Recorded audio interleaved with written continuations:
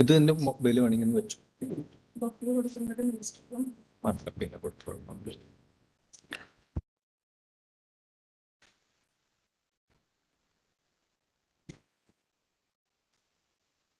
Good morning and warm welcome to the interactive session on India UAE Comprehensive Economic Partnership Agreement, jointly organized by DGFT Kochi and Industry Department, Government of Kerala and FICCI, and also with the associate partners of FICCI, Trivandrum Chamber of Commerce and Industry, Indian Chamber of Commerce and Industry, and also supporting partners to the program, Hiram Group, Federal Bank, and Jagan's Group.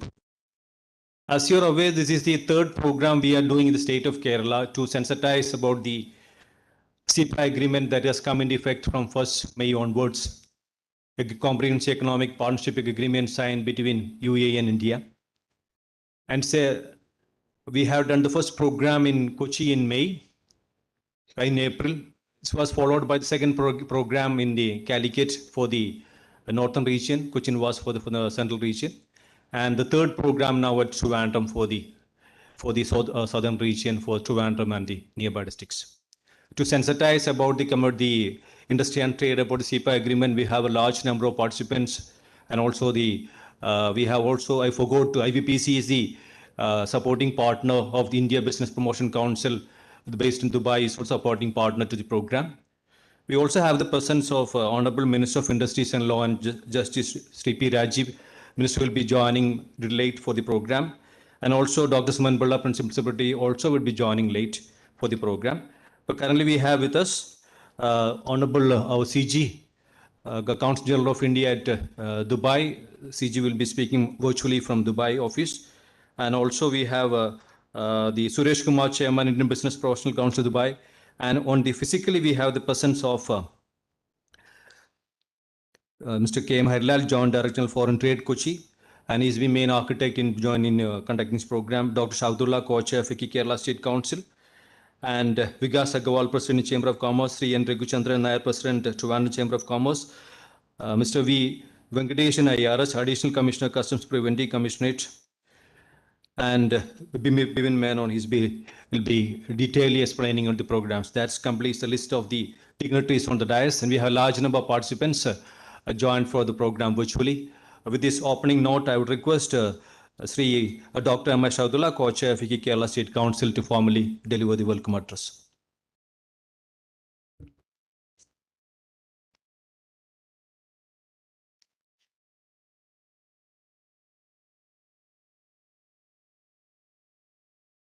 Very good morning to each one of you.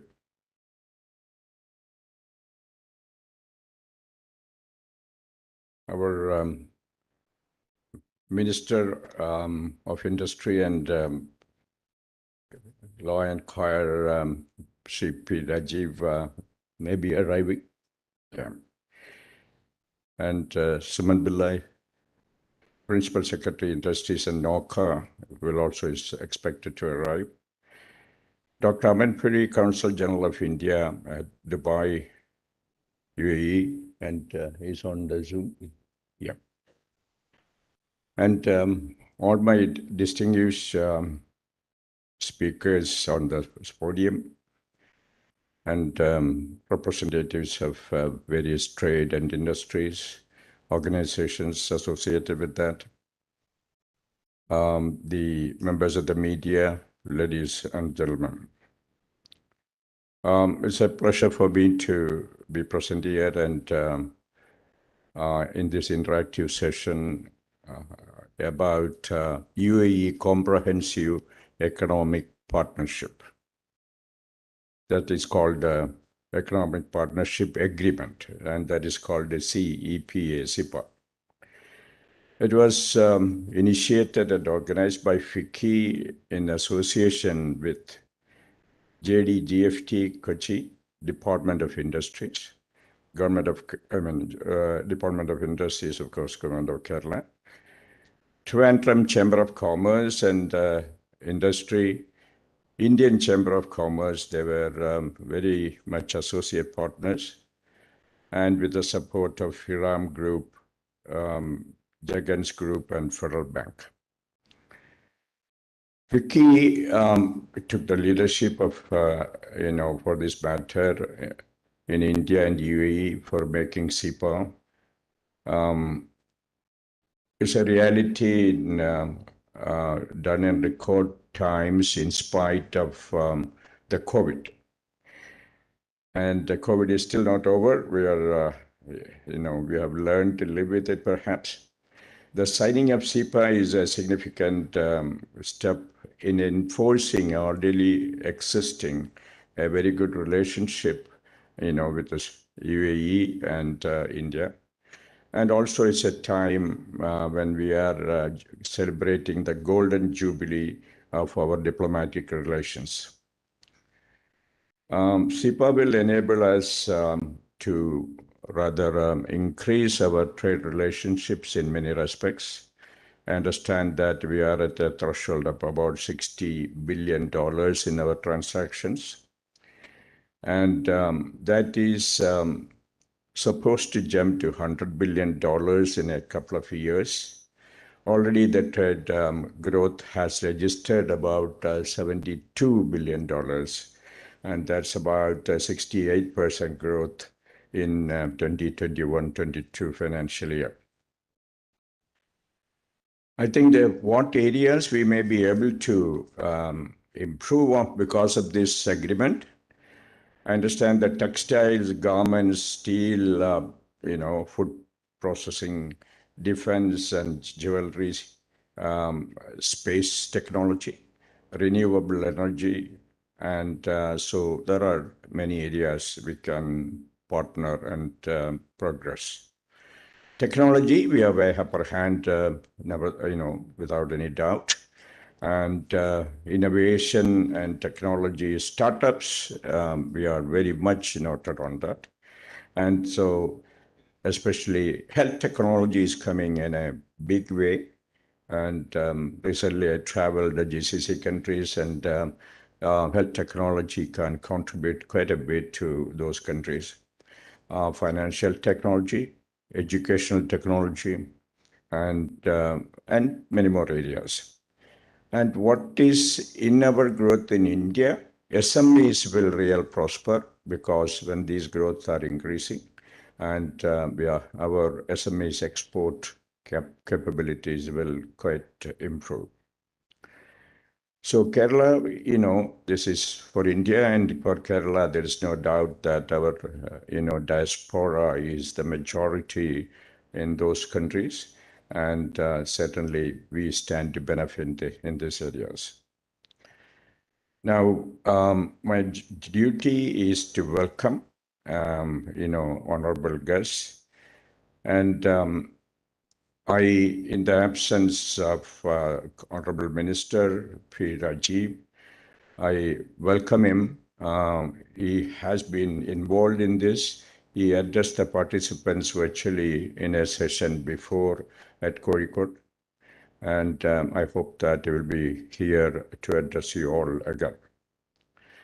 Suman Pillai, and he was also very much involved, and is the Principal Secretary of Industries and NOCA. And I joined virtually at the first inaugural session in Cochin and addressed the participants. He would be elaborating the various steps. I was hoping to hear that, taken by Government of Kerala to promote CEPA and how organizations in Kerala can benefit or leverage out of it. Dr. Aman Puri, Consul General of India at Dubai, has joined the session virtually and will be delivering the special address. Our Ambassador Sanjay Suthir of India to UAE addressed the participants at the first inaugural session on CEPA in April. And Ambassador and the Consul General, both of them were pillars of strength for us. And in these initiatives, with FICCI, and I'm very happy actually. The Consul General is present, Dr. Aman Puri. Welcome you, Dr. Aman Puri. Thank you. And then I have very important, dignitaries to recognize. Sri K.M. Harilal, Joint Director of Foreign Trade in Kochi. Sri Vasadagesan was sitting near me, Additional Commissioner, Customs Preventive Commissionerate, Kerala.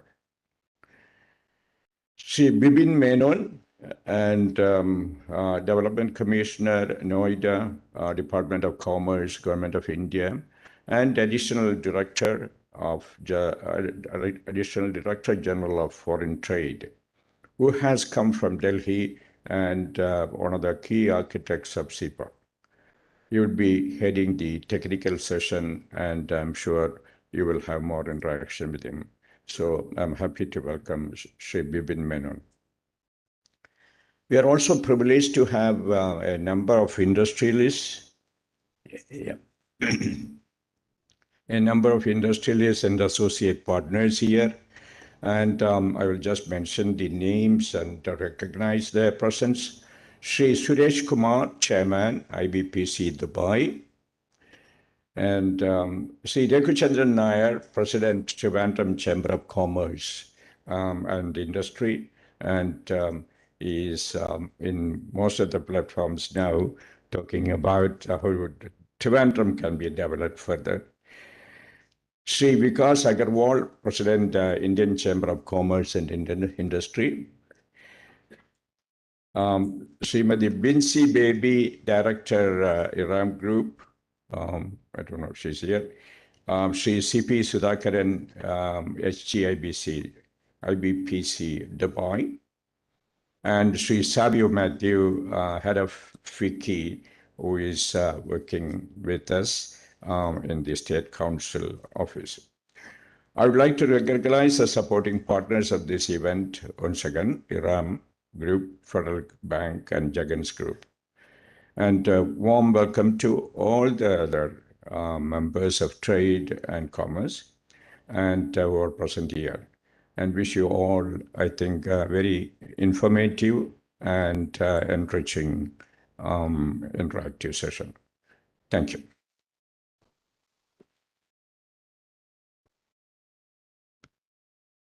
Thank you, Dr. M.S. Abdullah, Co-Chair FICCI Kerala State Council, for the welcome address. Now I would like to invite Sri K.M. Harilal, Joint Director General Foreign Trade, JDFT Kochi, for the introductory address. Thereafter, Dr. Aman Puri, Consul General of India, Dubai, will deliver the guest of honor address. Over to Sri K.M. Harilal.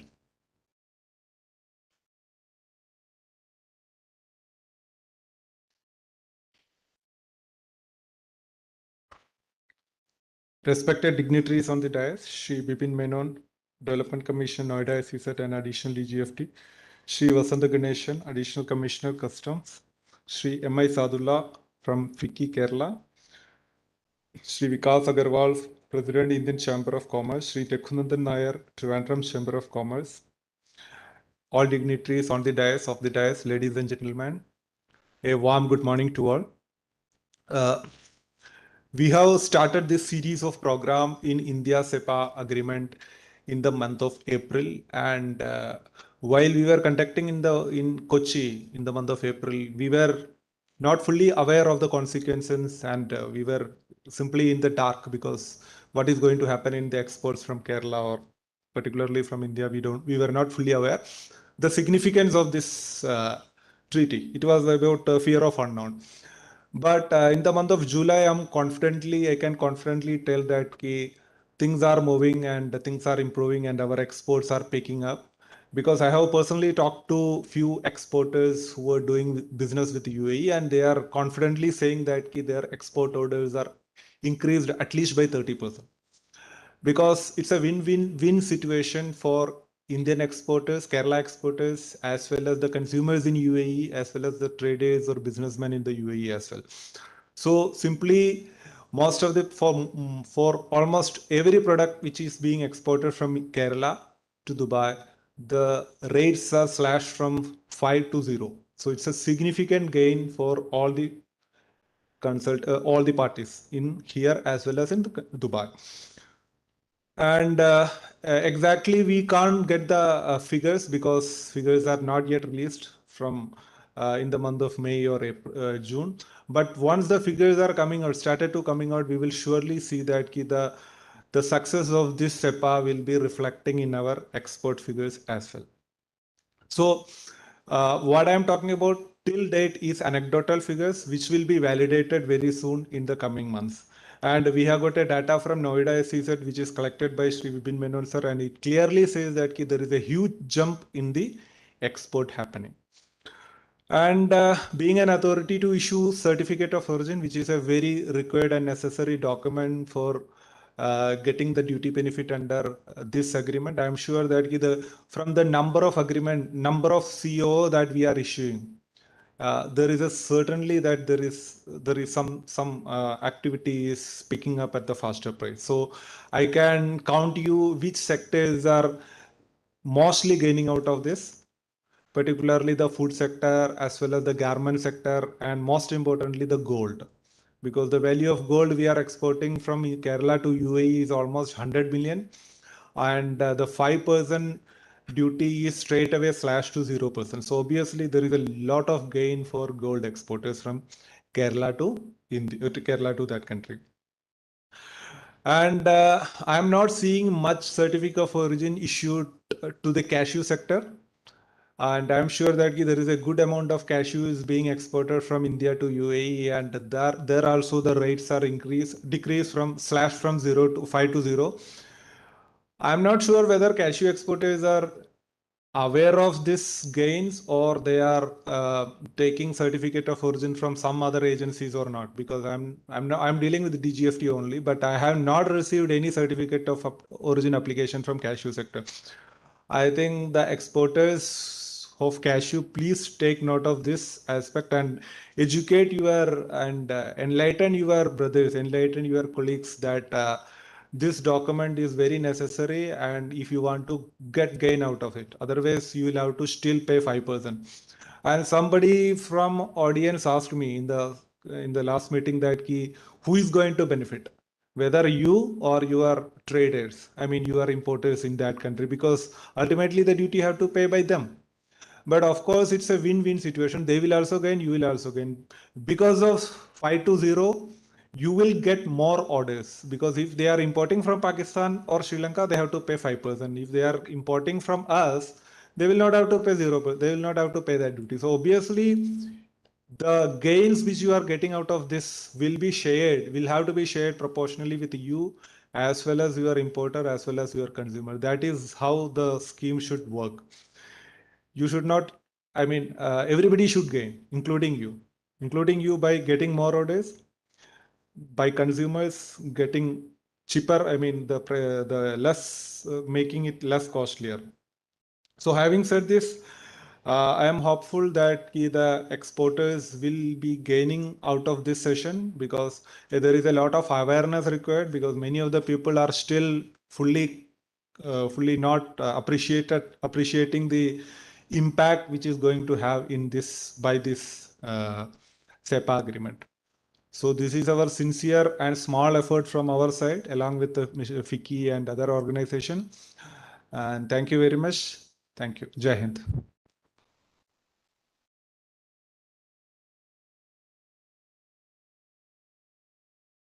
Thank you, Sri K. M. Harilal, Joint Director General of Foreign Trade, JDFT Kochi, for the introductory address. And we'll be having more detailed discussion on the CEPA towards the latter part by Vipin Menon side. I'm very privileged to welcome Dr. Aman Puri, Consul General of India at Dubai, for the address of the guest of honor. As Dr. Aman Puri sir, you must be aware, Kerala is the only state which has undertaken 3 sensitive programs promoting CEPA, and government of Kerala has also come out with various action plan that the Principal Secretary will be briefing to the participants later on. We are really privileged to have your presence, and also with IBPC, and also, sir, you are aware that first session the Honorable Ambassador was there. Second session we had the UAE Ambassador to India was also present, sir. So over to you, sir, for the keynote address, sir. Thank you so much. Namaskar. Very good morning to all of you. It's a pleasure to join distinguished guests here, and I would like to congratulate FICCI Kerala for organizing this very important session. Distinguished guests on the dais, entrepreneurs, business people, eminent speakers, and of course, we'll be having the Honorable Minister of Industries, Law and Coir, Government of Kerala, Shri P. Rajivji, and Shri Suman Billaji, the Principal Secretary, Industries and Norca, Government of Kerala, joining soon. As you're all aware that the landmark agreement, Comprehensive Economic Partnership Agreement between India and the UAE was signed on the 18th of February 2022 and officially entered into force on the 1st May 2022. The 880-page agreement was concluded in just 88 days, a record time for trade negotiations, and it came into force in less than 90 days. This speaks a lot about the depth and breadth of the relationship, the brotherly relationship which UAE and India enjoy. In the words of Prime Minister, it's truly a golden era of India-UAE relationship. And of course, as we all understand that the world is going through a tough time, we are all anticipating recessionary trends. We are all aware that several economies around the globe are under the threat of debt crisis, of default on their payments, etc. So in the midst of this background, and of course the unprecedented healthcare crisis which we've been facing for the last 2 years, the relevance of such efforts by government and other stakeholders becomes even more important. As you all know, CEPA covers duty concession on import and export of goods and trade facilitation, market access for trade and services, facilitation of investments, cooperation on digital trade, government procurement, micro, small and medium enterprises, and so on. This is the most significant engagement between any two countries in the Middle East and beyond in the MENA region in the recent times. And of course, we are all aware of our target of reaching up to $100 billion trade in goods and 15 billion in services in the next 5 years. But we are quite certain that we will be able to achieve those targets well before the 5-year period. I'd like to highlight a couple of areas just to give a sense of how significant this agreement is. If we look at our bilateral cooperation on pharmaceutical products, for example, the UAE and India share of trade in pharmaceutical products is very minimal currently. India's exports are in the range of 200 million USD, where UAE export is about 3 million. Now, India is considered to be a pharmaceutical hub of the world. It exports generic medicines across the world, including Europe and US. However, exports to the GCC region have never been commensurate to the manufacturing capacities and prowess of India. And what the CEPA will allow is to provide faster product registration and market authorization facilities for the pharma products, provided these products already enjoy the approval from regulatory bodies in the US, Canada, UK, European Union, Japan, or Australia. Now, this measure will facilitate the Indian pharmaceutical products getting better market access. So this offers potential sector to grow exponentially from this point onwards. And the cost-effective Indian pharma products comparable to the standards of the West will definitely help in bringing down the cost of health service, contributing to health security in the UAE. And I cannot emphasize more the importance, because when we look at the UAE hosts the single largest group of Indian nationals living anywhere in the world, the 3.3 million strong and vibrant Indian diaspora, out of which the significant share of 1.2 million comes from Kerala. So, of course, our brothers and sisters from Kerala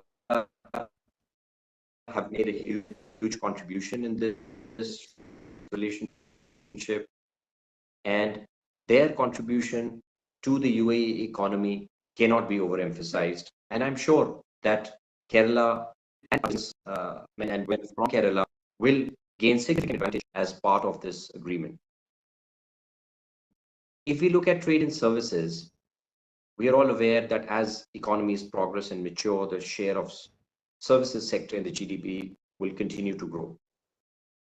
The agreement on trade and services will help access to quality service and increases competition, cost effectiveness, and innovative service solutions.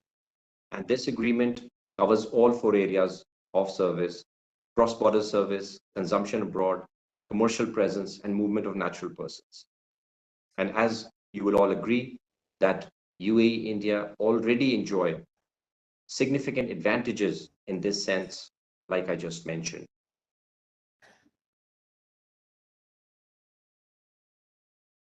If we look at the investment and the trade, there is a bilateral agreement on investment, that is promotion and protection of the investments, which was in 2013. Further, governments have decided to have a new agreement on replacing this 2013 agreement. The UAE's investment in India are about 17 to 18 billion dollars, of which over 11 is in the form of FDI, and this in the last. I must emphasize that both India and the UAE are yet to tap optimally benefits from the investable surplus of the UAE. This year, in 2022, we expect a significant rise in the investments from UAE to India, and our estimate says that it could be as high as $20 billion just in this 1 year alone. We are already witnessing this spurt in investment flows in various sectors like energy, renewable energy, logistics, electric vehicle manufacturing, etc. And this momentum will further accelerate and see new levels. I would like to emphasize to all of you here that this is one area where we need to work together to ensure that we can facilitate significant investments from the UAE into Kerala as well. One of the other areas which was mentioned in the welcome speech were the startups. As you're all aware that during the 6-month-long Expo 2020 Dubai, the India Pavilion hosted a unique concept called the India Innovation Hub. We had over 700 startups traveling from India to Dubai during the 6 months period, showcasing their innovative technologies. And I must thank Kerala government and FICCI Kerala for organizing the visit of several innovators from Kerala. And we will continue on that momentum going forward. We had elevate pitching sessions where the startups from India and Kerala could actually, including Kerala, could meet up with their counterparts here. They could meet potential investors. And obviously, I think that is an engagement which will continue going forward. You are all aware that the India Pavilion is a permanent structure, and hopefully by the end of the year, we should be able to make it up and running in a redesigned, in a new avatar, and it will continue to serve as a platform for promoting both trade in goods and services, and of course, innovation coming from India at this unique platform, which will be a landmark of India here in the UAE. You're aware that India and the UAE have set up the startup bridge, which will enable the incubators, the accelerators, and all other stakeholders in this ecosystem to work closely together. And I'm aware that the Kerala has been able to put up a very, very successful model supported by the government, where the innovators are being supported in every single way. Perhaps in the public sector, it is the largest infrastructure and platform of its kind in the country.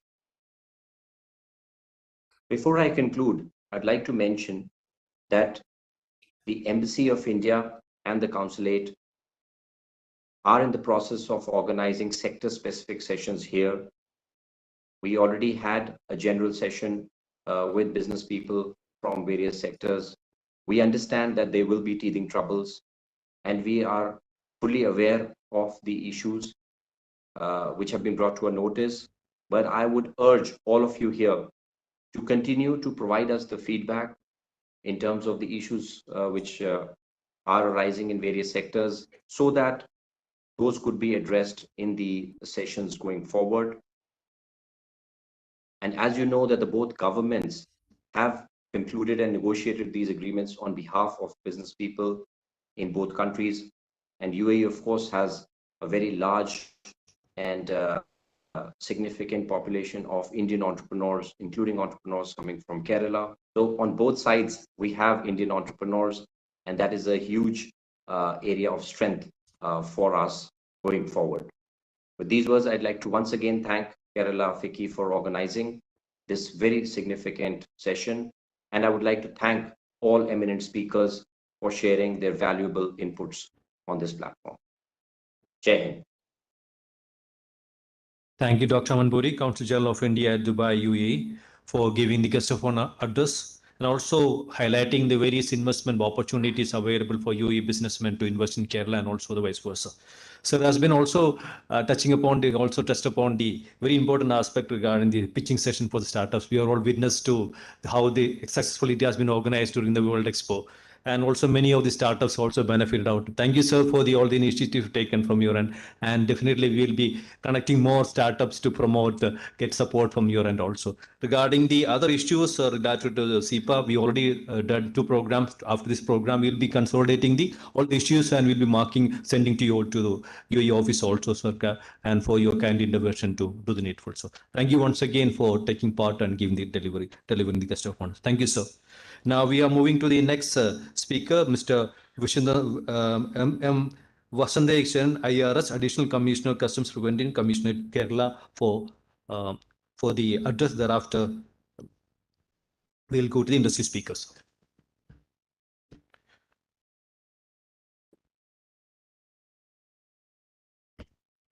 Thank you.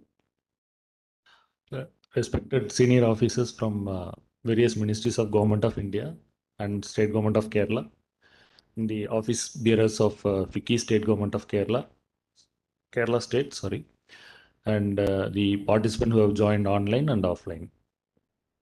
See, the benefits out of this CEPA, overall benefits have been shared by eminent speakers and including FICCI, and they have conducted 2-3 meetings already from North Kerala and Central Kerala and all. The benefit ultimately it has to be percolate down to the actual beneficiaries. See, 99% of the product covered the UAE in the CEPA and all those things. But actually, individual companies, individual person has to think how it benefits, how we like to grab the benefit out of this agreement. There only this kind of programs arranged by FICCI get success. So that for that, various stakeholders, including Government of India does certain things, Ministry of Commerce does certain things, the Customs, where I represent, does certain things, and FICCI does certain things. It should be overall, we have to do everyone's job perfectly. Then only it will be successful. Because the agreement, CEPA itself, it's a great historic thing. But ultimately, if it is not percolate down to the trade, there will not be any use. For example, my friend JDFT, Mr. Harilal has mentioned, observed that from the cashew, there is no country of origin has been so far applied. So I don't think so any beneficiaries is not there in that particular field. But it is not, that awareness may not have happened in that particular field. So likewise, many may be there. So actually, I am representing Customs Preventive Commissionerate. Actually, our headquarters sits in, we are in Kochi. We have the jurisdiction across Kerala, except the GCDA, Greater Cochin Development Authority, where Customs House has the jurisdiction. In my jurisdiction, we have Air Cargo Complex Trivandrum, ICD Kottayam, Air Cargo Complex Karipur, Air Cargo Complex Kannur. So you can utilize these infrastructure, these opportunities in a full-fledged manner where all our officers are there. You can approach any officer. For example, ACC Kannur has started recently only.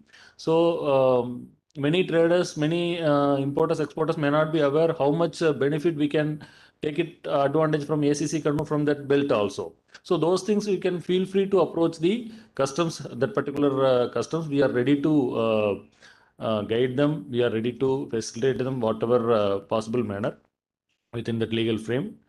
So this is a position. So I don't want to elaborate my speech because the technical session is follows, and I have also requested the officer from the field from Air Cargo Complex, Mr. Vinod Kumar, also join. Is here. So any technical issues, any issues pertains to customs, we are ready to hear. We are mostly we will be able to answer. Over the table. If at all, otherwise it is not it is not possible immediately. We are ready to guide you. We are ready to answer you at appropriate time. Thank you.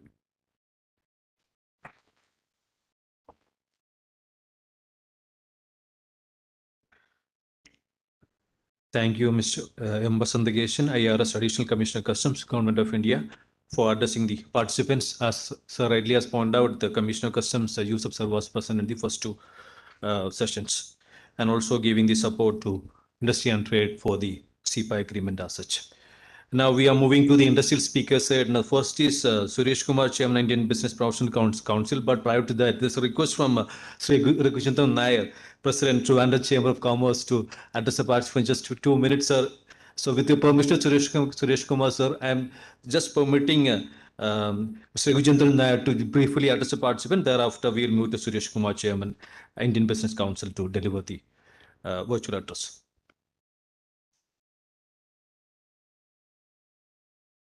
Good morning to all of you and all the esteemed guests in the dais and in the audience. This is purely a new subject for me because this is basically a comprehensive economic treatment. You are talking about an agreement, but I was just talking to the DGFT just now. Just for inquisitiveness, was checking with him, what are the figures like? So some figures are really startling. So he was telling me that the total trade which is happening in Kerala is somewhere around 34,000 crores. And of which 75% of this is coming from Alleppey and from Ernakulam. The remaining 25% goes to the other 12 districts. So being a guy from Trivandrum, I just want to know what is happening to Trivandrum. So he said about 750 crores of business is happening in Trivandrum, of which 50% of this business is coming from our flagship company in Trivandrum, Terimo Penpol. They are almost exporting 300 crores, and the remaining 300 crores must be coming from my Chamber of Commerce members who are exporting vegetables, fruits, and flowers, and these are things. What I really feel is that what I understand from him, this 34,000 crores alone is done by Tirupur alone. Tirupur alone exports about 34,000, which is really startling figure, because a figure of that nature, and Kerala is still only doing 34,000 crores, which is definitely not a big achievement. So how do we really take it up? Because all these years we have been a consumer state, and we pick up things only, and we always believe that we can only keep on buying. We can't do anything more than that, considering the limitations we have within the state. But I think this, if once the FICCI and also DGFT, probably from chamber to chamber, enlighten the members and probably handhold them, and take them forward and tell them how do you do this. Because what I was asking him is that if anybody exports, will he get this 5% benefit? He said no, there is a procedure to be adopted. Just because you export, doesn't mean that you get to the category of 5 to 0%. So all this has to be within the agreement which has been set up. So I feel that that I'm quite sure that if you can also, FICCI will take the lead and probably get all the chambers together, and also get DGFT to give us inputs and guide us and handhold us. I'm quite sure each district chamber will be able to do better than what we are doing now. Because none of us knew about the figures. When the figures came in only now, I realized that we have got a 750 crore turnover from here, which I think we should be able to do more with the coming, because Trivandrum city, as you know, and Trivandrum district has started really showing results of last 2 days. You have seen what was the picture in Lulu Mall, and the money purchasing capacity, everything is there. So it's how do we really try to convert this and make exports possible. And I look forward for FICCI's and DGFT's support. And thank you to all of you.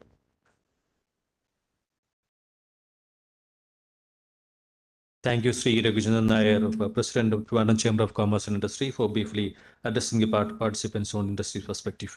Now we move over to Sri Suresh Kumar, Chairman, Indian Business Professional Council, IBPC Dubai. As your IBB has been supporting various initiatives of the Government of India during the World Expo, and also for the Kerala government delegation also. So we are really privileged to have the presence of Sri Suresh Kumar, Chairman, IBPC. Over to you, sir, for your views.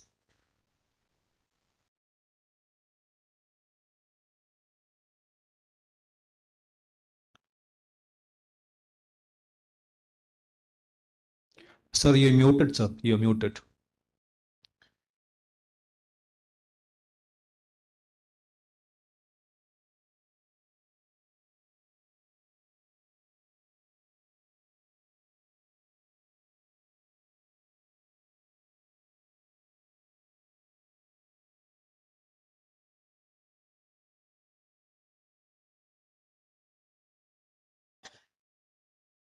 Sir, you are still muted, sir.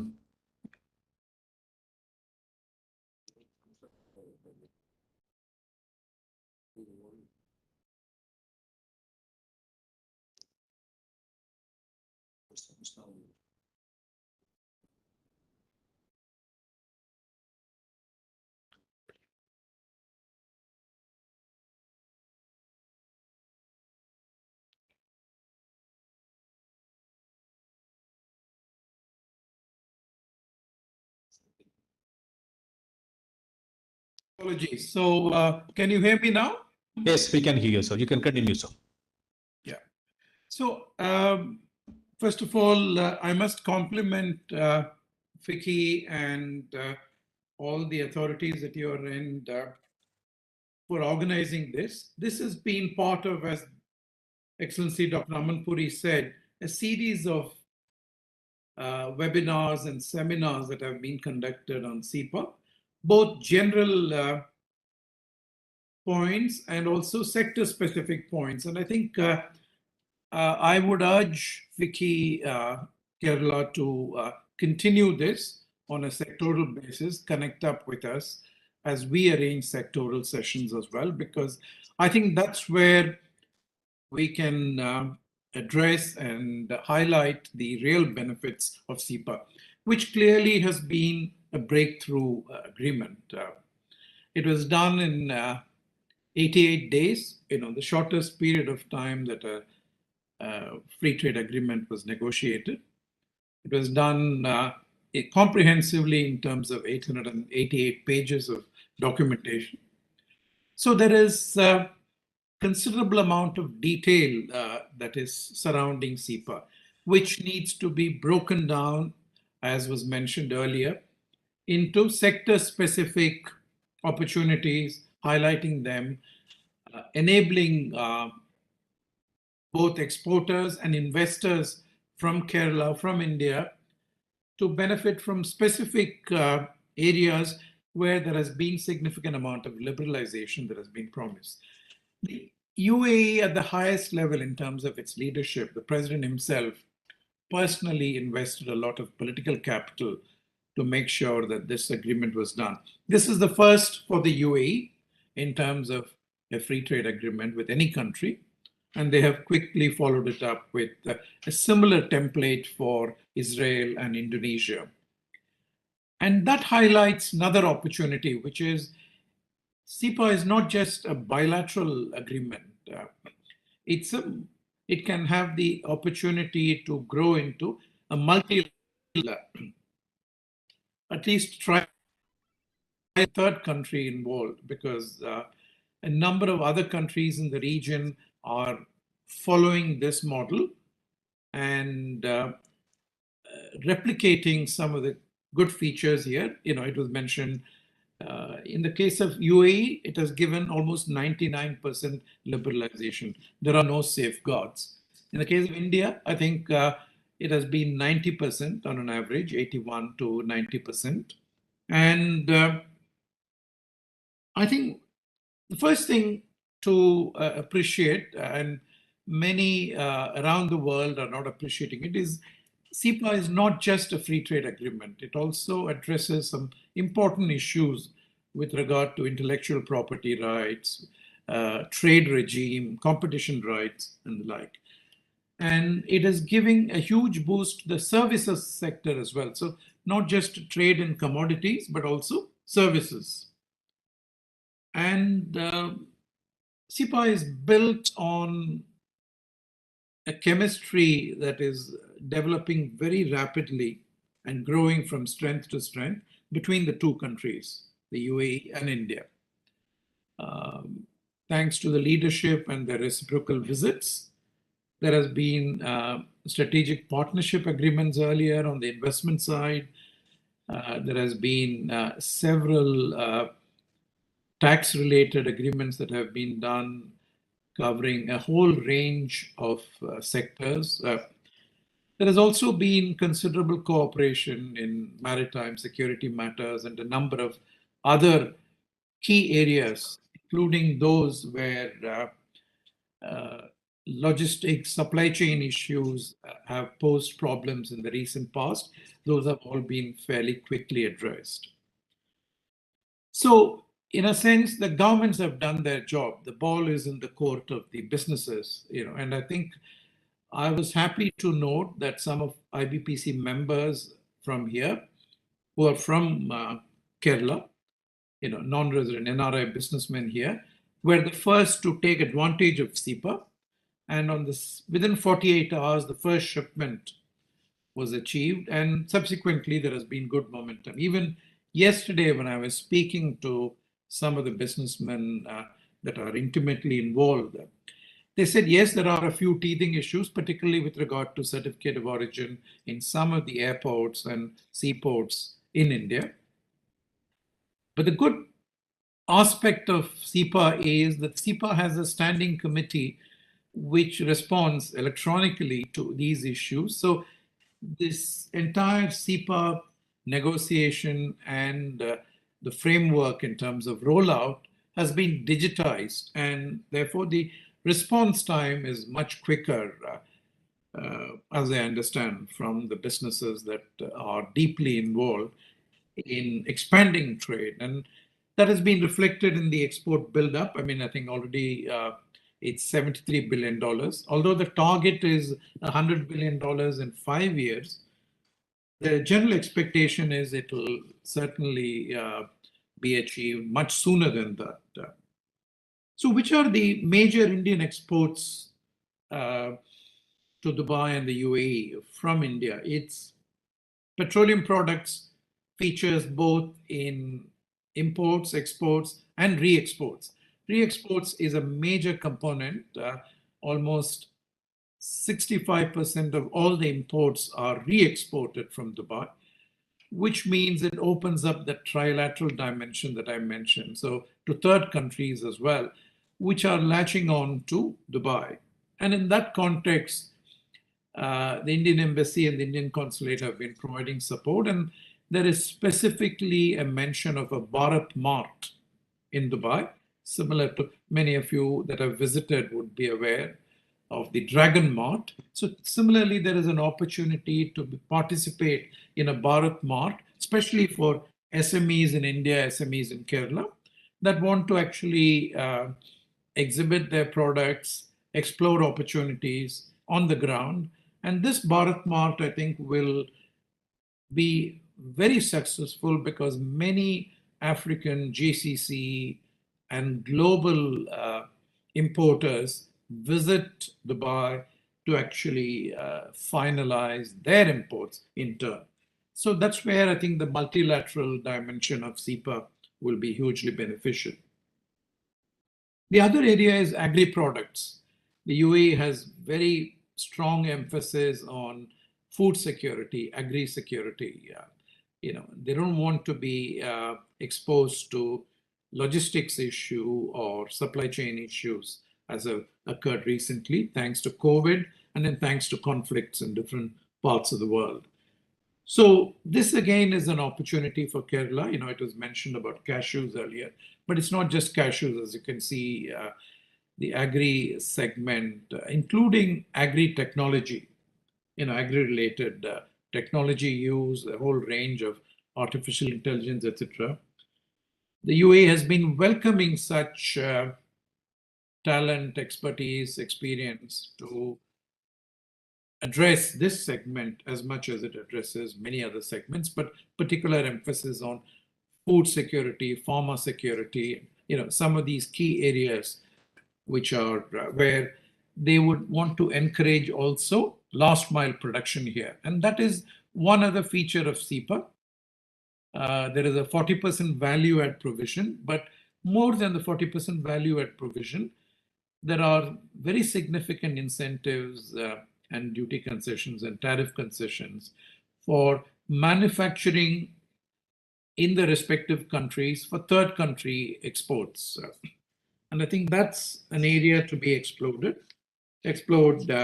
very actively. And many large and small businesses are evaluating opportunities there to actually do last mile production here, or UAE investors and manufacturing sector to actually extend to India. So this again, on the FDI side, the regime has been liberalized at both ends.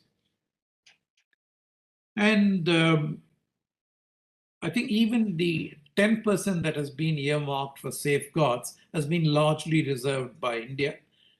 And Indian government, I'm aware, is in negotiation, for instance, with regard to food corridor to address the concerns on the agricultural side, but also, optimize the potential for, that prevails in this sector. So I think a lot of this, coupled with, for instance, the 90-day fast track approval for manufacturing, particularly in the pharmaceutical sector, etc., are all significant benefits, which will be realized over a period of time. Obviously, traders are much quicker, and in terms of capitalizing on the opportunities.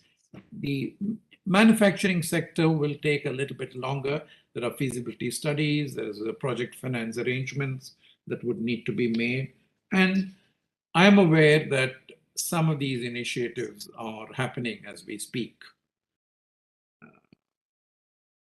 So if we look at specifically the significant features of trade in goods, particularly, not just customs tariff concessions, there has been liberalization in terms of the certificate of origin criteria, trade facilitation measures, etc., some of which are specific details, and these are available on the Ministry of Economy website in the UAE and the Ministry of Commerce websites in individual details, etc. The documentation is quite elaborate. There's also simplified customs procedures, which I'm sure you will hear more from in the technical session. So India will get beneficial access in the UAE to almost 99% of its exports, and zero duty market access to labor-intensive sectors, gems and jewelry, textiles, leather, footwear, sports goods, plastics, furniture, agricultural, food and wood products, engineering products, pharmaceuticals, medical devices, automobiles. So you choose the sector, and there are sector-specific opportunities and liberalization that has been achieved in CEPA. And from UAE's perspective, this will diversify its economy from dependence on petroleum and petroleum products as well. And there has been considerable, Dubai is already diversified to the extent of almost 95%. And the UAE economy as a whole is diversified almost 65%. And there is more, there are industrial investment plans. So each of the emirates in the UAE is also adding to whatever benefits are there from CEPA, and at the emirate level, incentivizing even further. So all in all, I think opportunities and seminars of this nature can highlight many features. But I would urge the businessmen in Kerala, the manufacturers in Kerala, to actually visit. And Dubai is the best suburb of Thiruvananthapuram.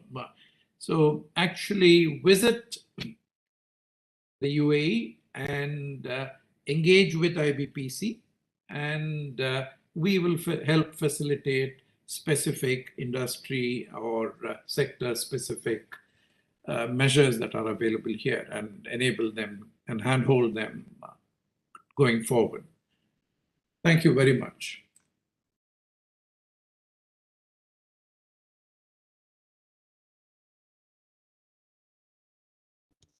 Thank you, Sri Suresh Kumar, Chairman, Indian Business Professional Council, IBPC Dubai, for very valuable information and highlighting the various important aspects of this CEPA agreement. So two things which you have mentioned. One is regarding this Bharat Malt that you have mentioned, which will be useful. The MSMEs definitely will be more interested in connecting with IBPC on this initiative. Secondly, on the sector-wise seminars and sessions and connecting, and also taking the delegation from India to, especially from Kerala to Dubai, also on these aspects. We are also very much connected with your Secretary General, CB, also regularly. So we'd be more than glad to connect and take this initiative forward with your support. Thank you, sir, for giving all your assurance, and we'll be taking the initiatives with your support to take it ahead. Thank you, sir. And we have with us Vikas Agarwal, President in Chamber of Commerce and Industry.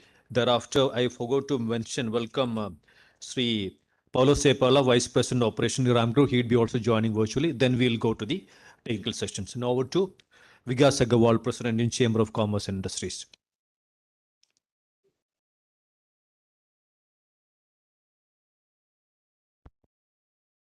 Morning, everyone. Dignitaries on the dais and off the dais, my friends from BNI, and all gentlemen in Trivandrum. Usually, the policy implementation and its benefit has been what's been debated upon usually, and for the intended purpose, it happens or not. So I would start, by comparing a prior CEPA agreement that was there from Korea. I think it was launched on Seoul in 6th of August 2009. 2010, the first year itself, there was a 40% jump, and about $17.1 billion was the trade that was achieved.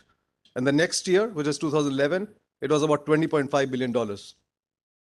As late as 2018, just before COVID pandemic hit, it was an all-time high of about $21.4 billion.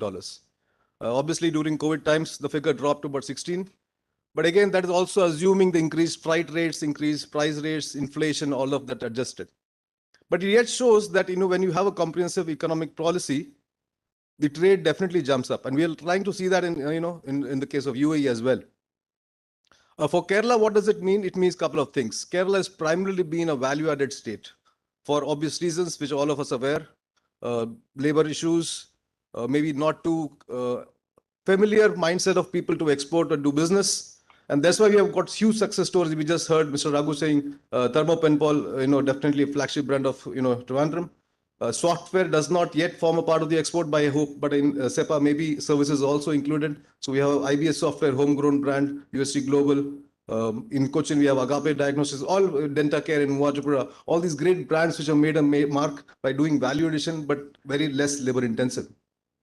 That is where CEPA makes a difference, I believe, because it will give you priority for the labor intensive industries, gems and jewelry, textiles, garments, food products. Food products is again catching up a lot in Kerala. And there is where we see the value addition that should happen. The trade, which is currently, I'm told, about $18 to $20 billion all over India, bilateral trade between India and UAE, should probably go to 100 billion, not in 5 years. I'm expecting that in 2.5 years. And also it's so important because it is also a gateway to the MENA region, which is Middle East and North Africa. A lot of exports like cashew, which was down in the drains because of lower margins, should now find its way because of this additional incentives of about 5%. In an export market, 5% is a great start.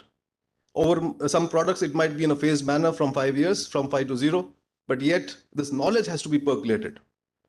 And I really thank FICCI for taking this initiative to do this third session. I was there in Cochin as well. But yet this has to go to the grassroots levels. If you're a businessman over here like myself, probably you should take advantage of that knowledge that you have right now of these products that are going to be explained by Mr. Bipin Menon shortly, And if you're not already into exports, you can think of starting as well. It should not become a case like the MEIS, which was earlier part where, the incentives become a part of your cost, and without those incentives, it doesn't become viable for you to do business. And I was told that that will not be the case in CEPA because there's a very phased manner. The Indian-Korean CEPA is now going an underview for deeper relationships. It's already been 10 years now. But I think for UAE, we should do a midway review and go deeper into including items which are not already a part of the agreement. And we will find its way because, as industry bodies, we will be giving inputs on some items which are already being exported, but yet not found the tariff lines. I believe there are about 10,000 tariff lines, and right up to 99% duty cuts or phase out manners will be there in most of these tariff lines. So going forward, we want DGFT, Chamber of Commerce's, to hold multiple sessions. And as industry people, again, take advantage. Contact us as Chamber of Commerce's. We'll guide you in different products that are being exported. We have the first-hand information. You can start fresh exports as well and imports too. With those few words, thank you so much for the patient listening, and all the best for DGFT and Chamber of Commerce and FICCIs as well. Thank you.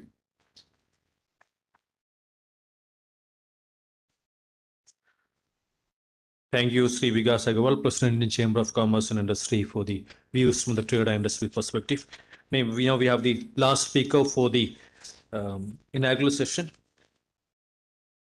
I'm really privileged to welcome Sri Paulo Sepola, Vice President Operation Viram Group, to address the gathering. We are also grateful to support extended by Viram Group for this session. Over to Paulo Sepola, Vice President Operation Viram Group, to address the participants. Over to you, sir.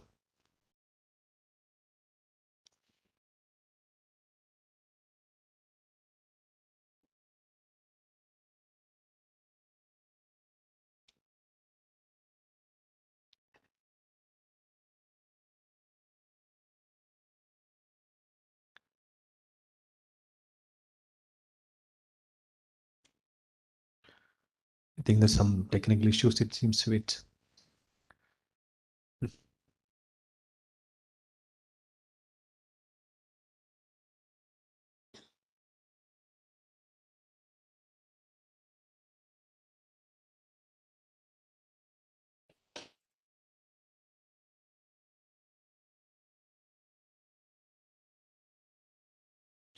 I think we have lost his connectivity. Sir, I think we have lost his connectivity. Anyway, we'll take him as when he comes back. So we'll move with this. We will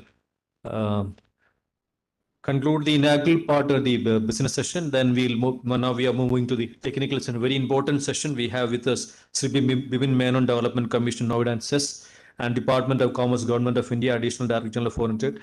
Sri Bipin Menon has been be part of the two sessions we organized, one at Kochi as well as Kozhikode. So we'll be explaining about the various technical aspects that need to be taken care of when dealing with the CEPA. You can also raise your questions also in the second part of the technical session.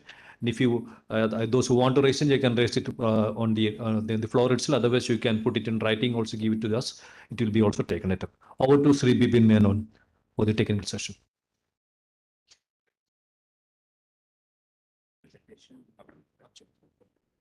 Presentation.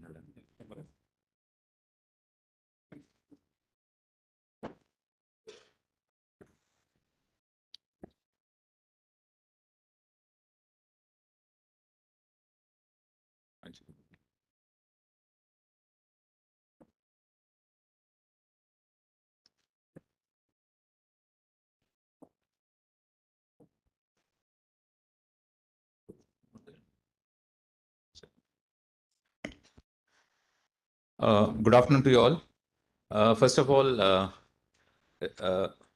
thanks to all the respected dignitaries, thanks to the Honorable Minister, thanks to the Principal Secretary. In my so many years in the government, I'm currently the Development Commissioner in the Noida Special Economic Zone.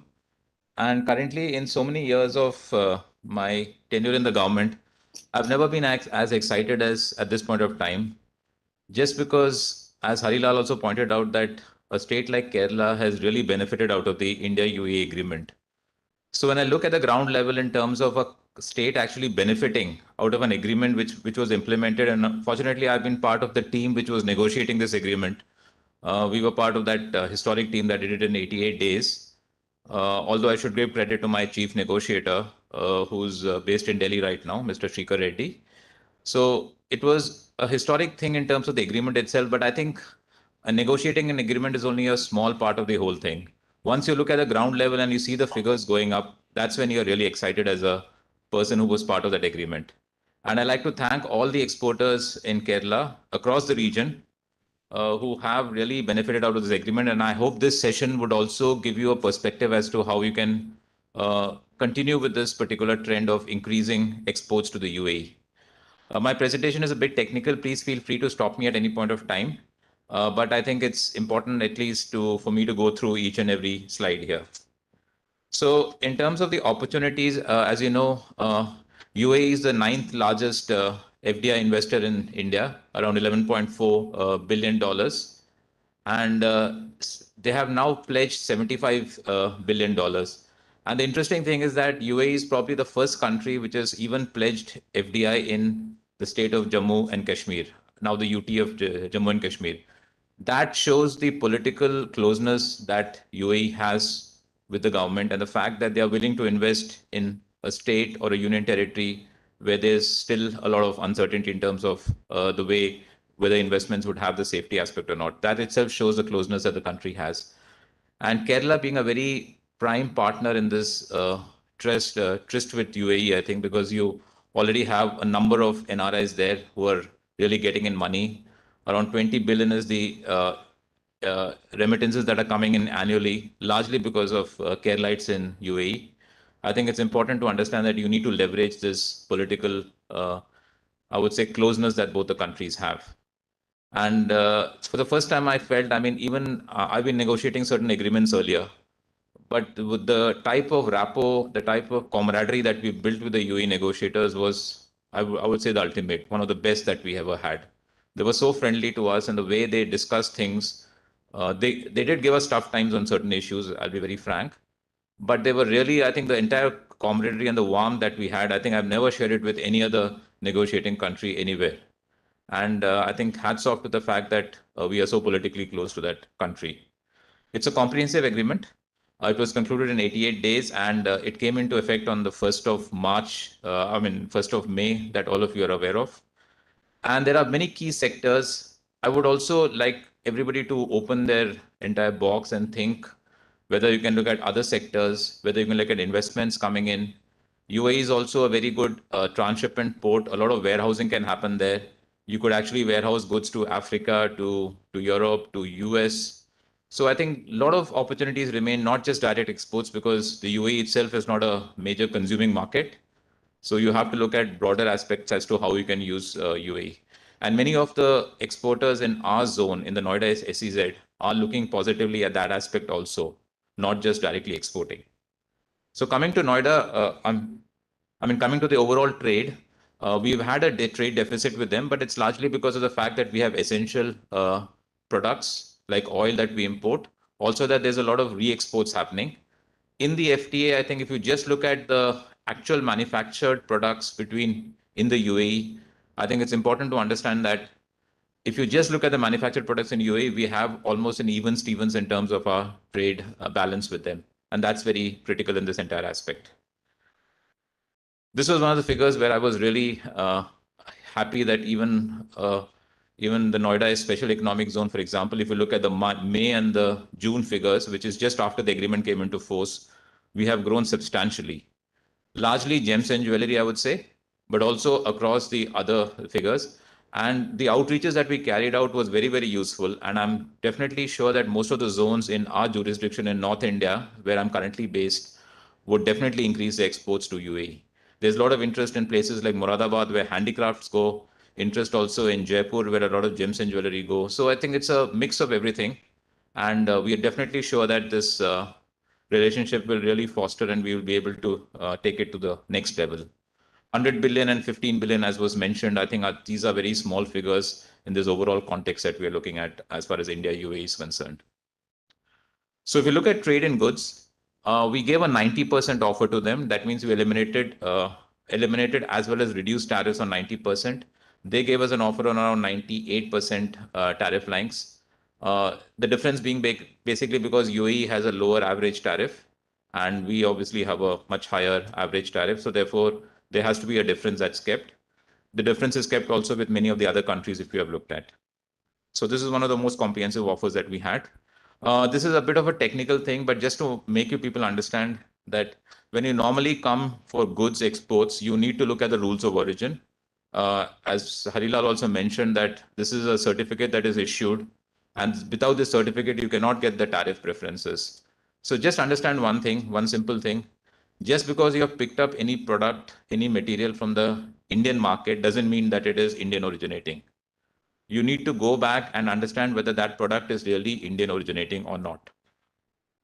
In the case of wholly obtained, everything has to be originating in India, virtually the entire process. But I also want to tell you that there is a de minimis criteria on wholly obtained, which means that if you have your marine products and you're using a non-originating preservative, which might be from chapters 28 or 29, maybe an organic chemical, inorganic chemical, you can add that up to 1%. So even if the fish has a non-originating preservative, which is originating in some other third country, you can have it up to 1% of the total value of the marine product.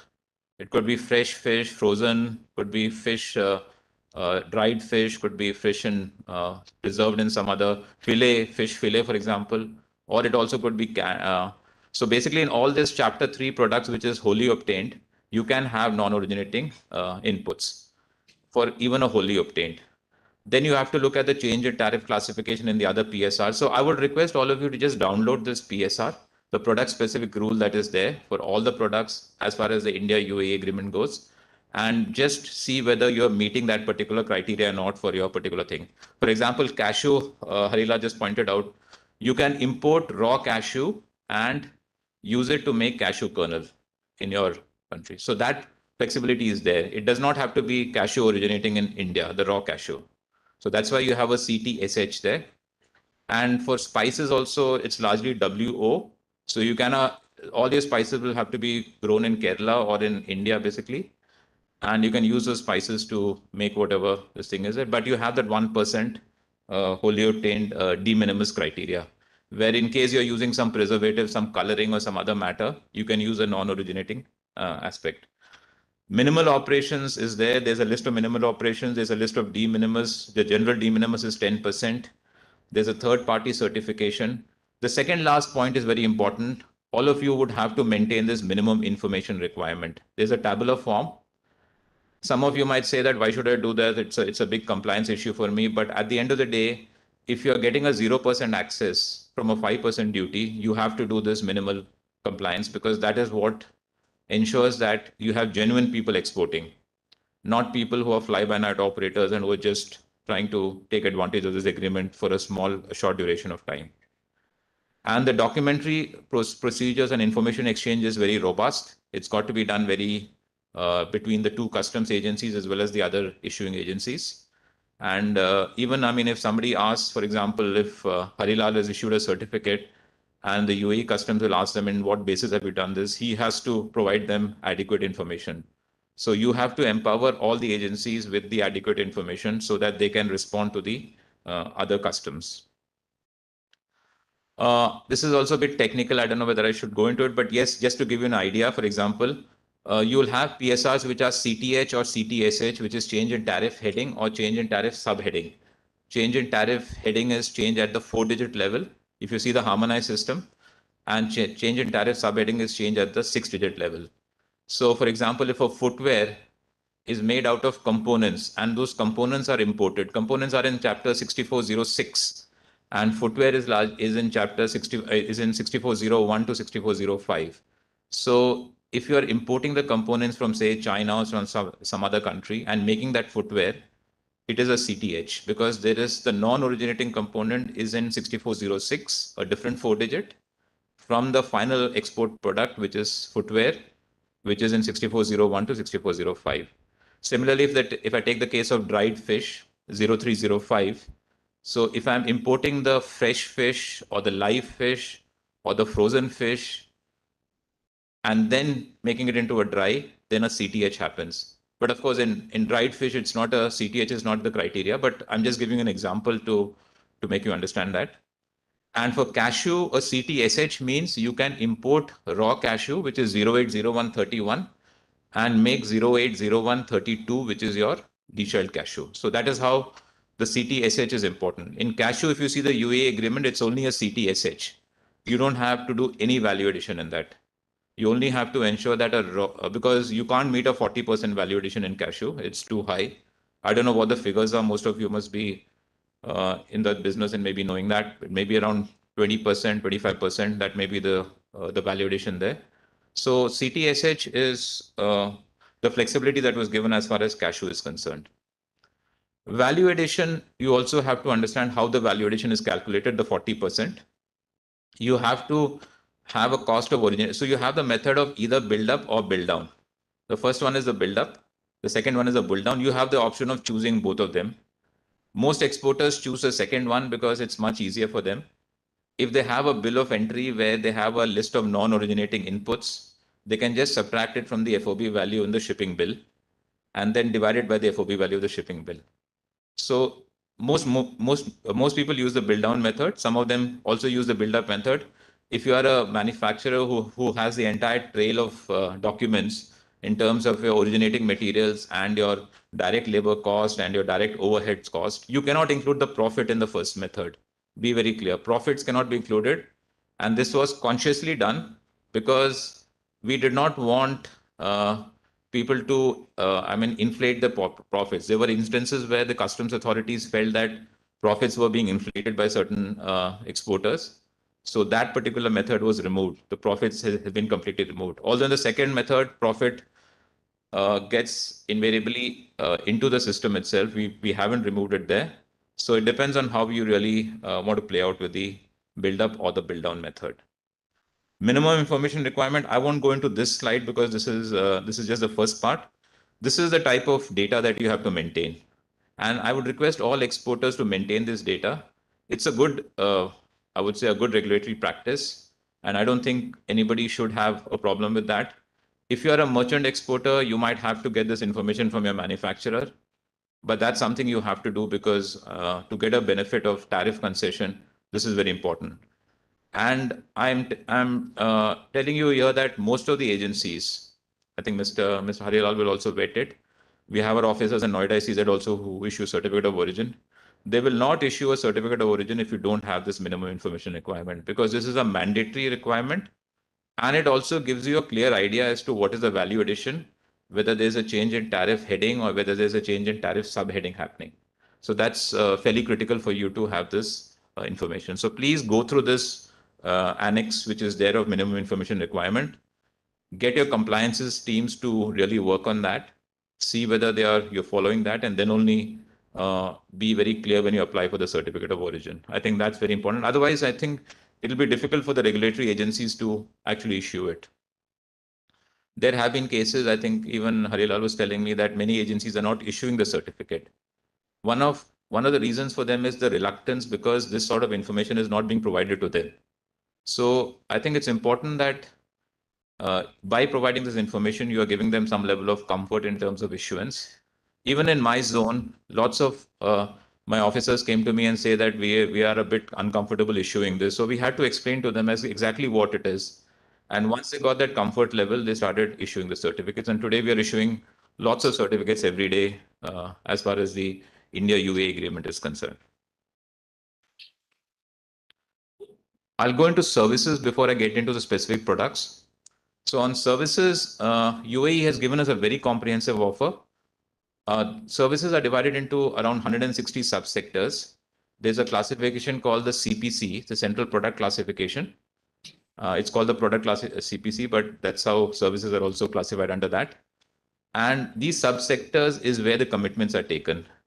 UAE has taken commitments, which is called without any particular binding, largely called unbound. It's called unbound, and basically the limitation is unbound, which means they haven't taken any particular limitation on around 111 subsectors.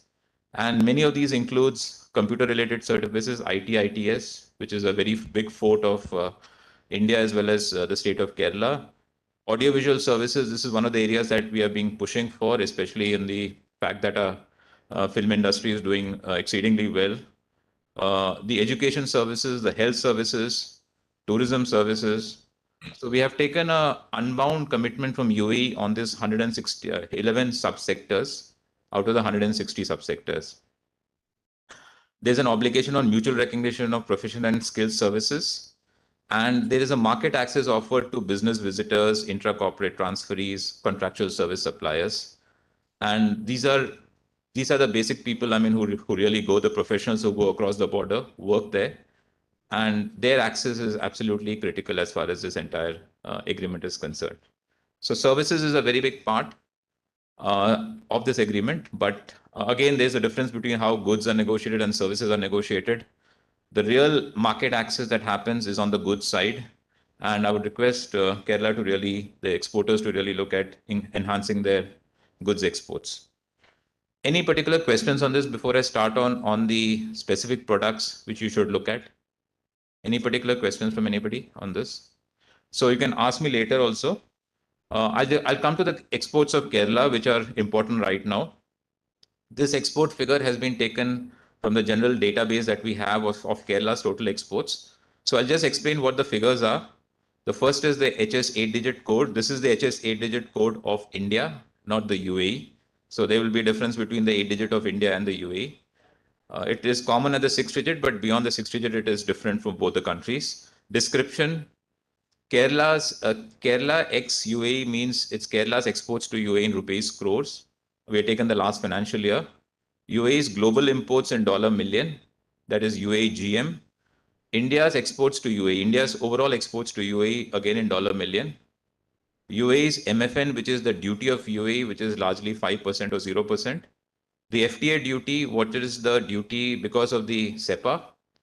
And the rules of origin. What are the rules of origin for that particular product? So if you look at the major ones, tuna is an important one, although Kerala has not been exporting this particular 030487 to UAE, although Kerala has been exporting globally, but not to UAE. So the first two lines that we have of tuna and other fish fillet, I have not put it in yellow. But if you look at the last ones, the cuttlefish frozen, the whole squids frozen, the tissue culture plants, and the desiccated coconuts. This is where there's a lot of potential. It's a 5% down to 0. It's got to be wholly obtained. So for example, if I take cuttlefish, the cuttlefish has to be fished in the territorial waters, or the if it is fished in the high seas of India, then it has to be fished by a registered vessel that is registered in India and flying India's flag. So those are the two criteria that's got to be there if it is fished outside the territorial waters. And this cuttlefish, if it is taken in, if it is wholly obtained, you can use preservatives, as I said, up to 1% without a problem. And whole squids also, you can do the same thing. So cuttlefish and whole squids, I take it together. Desiccated coconuts, I think largely from Kerala, so you shouldn't have a problem there. But even if you're using some preservative or something else there, you can use up to 1%, even though it is WO. The next one, if I take, again, I put it in yellow, fresh coconut in the inner shell, other coconut in the inner shell, other fresh coconut, other dried coconut. So these are different HS codes that we have, and other coconuts. So these are products which you can really look at exporting to UAE, have a 0% access there. Cashew kernel whole, this we have already discussed. So this is a major export from Kerala. But again, just to build up on the discussions that we had earlier, the real value addition in cashew is in cashew roasted and salted. That is where I think cashew exporters, including exporters from Kerala, should get into, because the value addition from raw to kernel is not as much as from kernel to roasted. And that's where you find most of the big companies in the US and all making money there. Although US does not have any cashew kernel processing industry, but they do the roasting and salting. And that's where the actual money lies. So even the Vietnamese supply to the US, Indians supply to the US, so many of our competitors supply to the US, and the US does the real value addition there and supplies it in the retail market. So I think this is a market that has to be caught into. There are some exporters in Kerala who are doing this roasted cashew. It's not easy to tap this market because you have to break into that monopoly of the US companies and the other companies that are there. But this is an area that a lot of the exporters in Kerala will have to focus on. So that's in chapter 20. So it's not in chapter 8, which is only up to the kernel stage. Then I come into pepper crushed. That's another opportunity that you have 090412, where again you have from 5 to 0. Chili powder, other fruits of genus capsicum crushed or ground. Refined coconut oil, this is a major product that can go from Kerala. Sardines, now all this are preserved. Chapter 16 is all preserved ones. So sardines, sardinella and bristling wholes of pieces, but not minced. So Kerala does have exports of these, and there is also UAE's global imports and India's exports to UAE. And cashew nut, again, roasted, salted, which I mentioned, where Kerala is exporting to UAE, but not in a very significant amount. It's only around 2 crores right now. So that's something you can really look at in terms of how to tap it. All the other products, Kerala has some global exports, but may not be to the UAE itself. But because of the agreement itself, they've been excluded in many of them. Artificial corundum, which is chapter 28, it's an inorganic chemical. That's also a product which Kerala could really look at. There is some existing exports also happening. Others I'm not focusing too much because these ones, although Kerala is exporting globally, but not exporting to the UAE per se. I don't know whether there's a potential on all this, cyclic amides, diazo, lactones, heterocyclic compounds, but just is there as a tabular form. Now 3824, you have other mixtures. So these are miscellaneous chemicals. Then you have compounded rubber, unvulcanized in primary forms, tubes, pipes, and hoses of vulcanized rubber. These are also products where the state could really focus on to enhance their exports. Surgical gloves, as you mentioned, and I think Hari just mentioned to me that we don't have a tariff elimination on entry into force on surgical gloves. So from 5, it doesn't come down to 0 immediately. It is 4 in the first year. So today it's 4%. Next year, 3, 2, 1, 0. So it'll be a 5-year phasing out period. But still you have a 4% duty right now. So that's a lower duty. And again, on gloves and mitts and this thing, again, you have this phasing out over 5 years. So we are possibly looking at taking it up in the review because I believe this is an important product of Kerala's interest, surgical gloves. And it's been going, I think I was just shown some figures for DGCIs where it's exponentially gone up massively after the COVID crisis. We have a couple of units even in the Noida SEZ which does surgical gloves. And they've also had some good orders. But I mean, that particular exporter is not targeting the UAE. But I think in your case, from Kerala, I think a lot of exports are going to the UAE. Dyed woven fabrics of flax. This is also a product that you can really look at. So I've gone by the HS codes largely. 5705, other textile floor coverings of, this must be coir floor coverings. So that's also a product that could be looked at. Now the big ticket items, the articles of jewelry. The plain jewelry and the studded jewelry are 2 major items that have been, I mean, our officers in Noida SEZ have been issuing certificates like anything on these 2 products. Suddenly, I mean, there have been units that were dormant for almost 1 or 2 years, suddenly have woken up after the India-UAE agreement, started exporting. So we did have some apprehensions, but then we, in our zone, we have a double advantage because the customs also does the assessment of the export value and the import value both. So the import, whatever imports happen of gold bars and whatever export happens of jewelry and jewelry studded with diamonds, we have a two-layer system where the customs does first the assessment of that, and then our officer, basis on that assessment, he checks the documents and issues the certificate of origin based on whether the 3.5%. So there is if you look at the plain jewelry, it is CTSH plus 3.5%. So just remember one thing, just because a particular gold bar has come in from UAE doesn't mean that it is UAE originating, because UAE doesn't have gold. They import it from Africa and some other countries.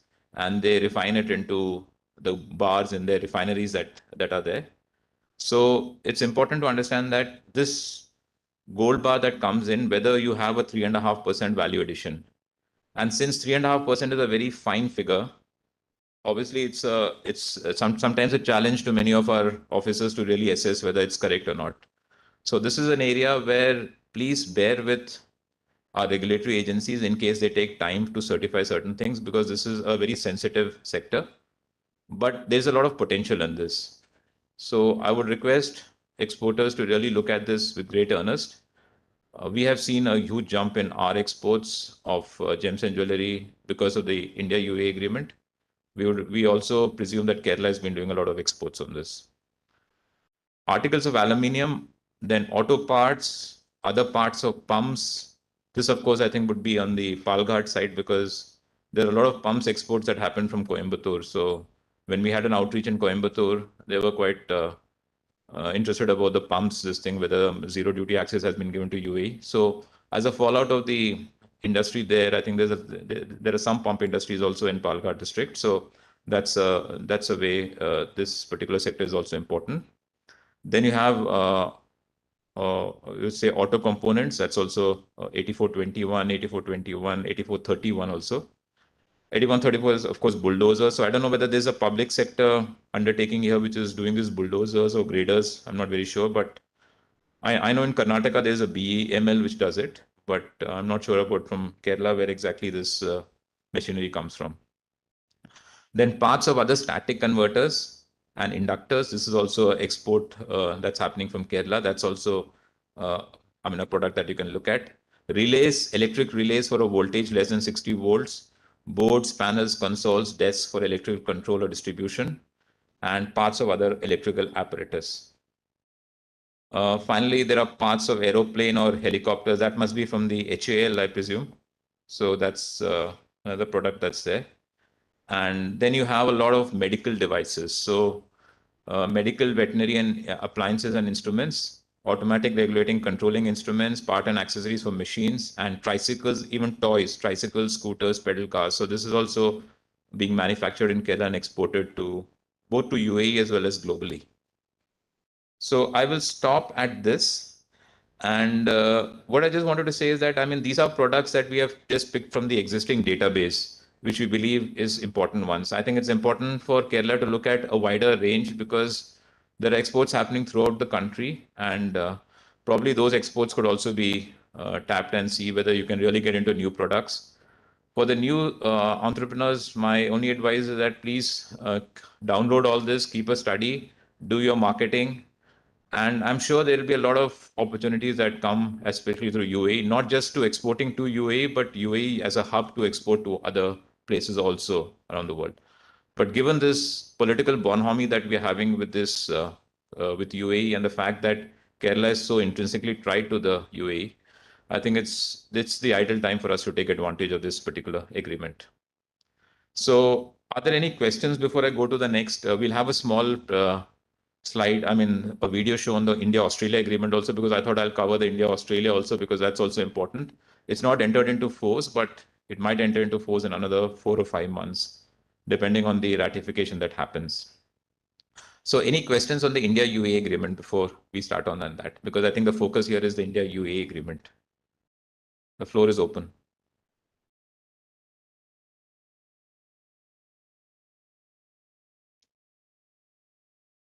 Was it too heavy or?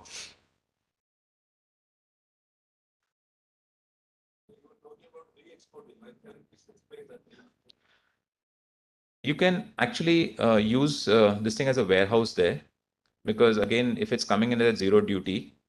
So, of course, today also warehouse is being used. I know some of the special economic zones that they have, which are warehousing it, but that's only the special economic zone model in the UAE. Not, I'm talking about the SEZs in UAE. But otherwise, you can have a warehouse there, store that, and then export it to African and other countries also. And it's a zero duty entry into the UAE. So that could be an opportunity that could actually use.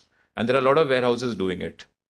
So if it is going into an SEZ, it doesn't make sense, because SEZ anyway, it comes in at zero duty. So irrespective of whether it's an FTA or not. But if it's not going into an SEZ in UAE, then it makes sense to have warehousing there.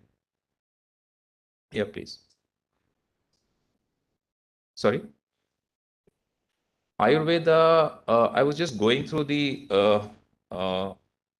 figures. Most of their duties are at 0% in pharma. So if the duty is already at 0%, then it won't make too much of a sense to have it. But otherwise, if the duty is not 0% on certain lines, then it's zero under the agreement. So you can export those products. So you'll have to tell me the specific product which you are exporting. What is the HS code in UAE? And then we can discuss on that. But whatever I saw in chapter 30, largely it is zero duty there already. So it doesn't make sense to utilize the agreement. Yeah, and I wanted to also tell you that there's a pharma annex now. Both the countries negotiated a pharma annex wherein now the marketing authorizations would be expedited. It will be made faster. So that has been one of the demands of our industry, and we have tried to address that through this. Yeah, it's 90 days. But again, it's not a firm commitment. You can't have pharma regulators take a firm commitment here. Yeah, please. Sorry. Solar products in chapter 85. I think those are already at zero duty. So you'll have to tell me the HS code, then I'll be able to tell you. Because I know solar cells and solar modules, both are at zero duty as far as UAE is concerned. I think most of them are, but if there is a particular thing, please ask me. Huh? I'll get.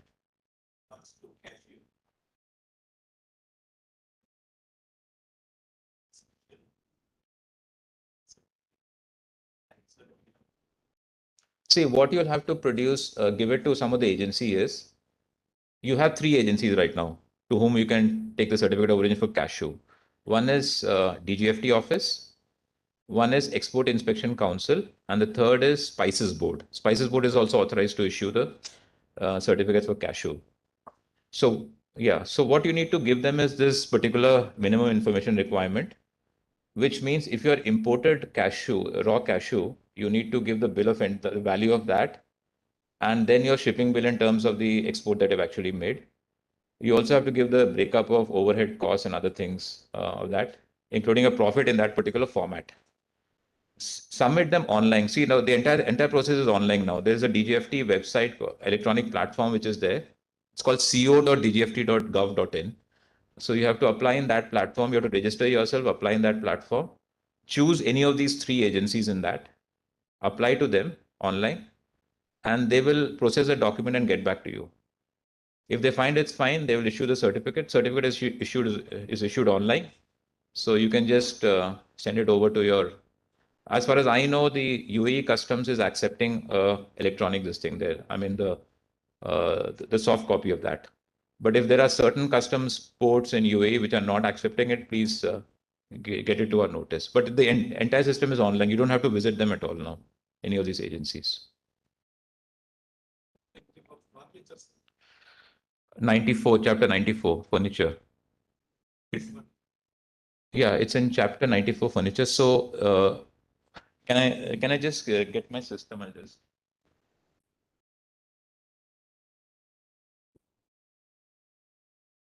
I'll try to answer all your this thing about that Ayurvedic thing also. We talked about the solar and Ayurvedic. So just give me a couple of minutes. Let me just see. I mean, if you can tell me the HS codes, it's easier for us to just go ahead and.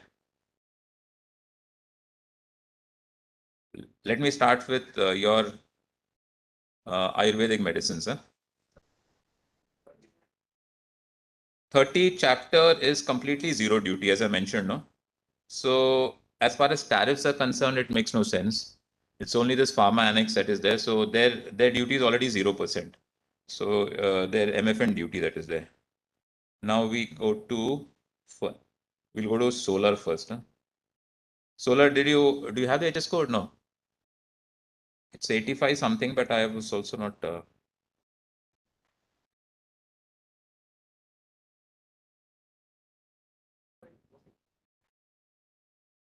There's a solar energy water heater that is different, no?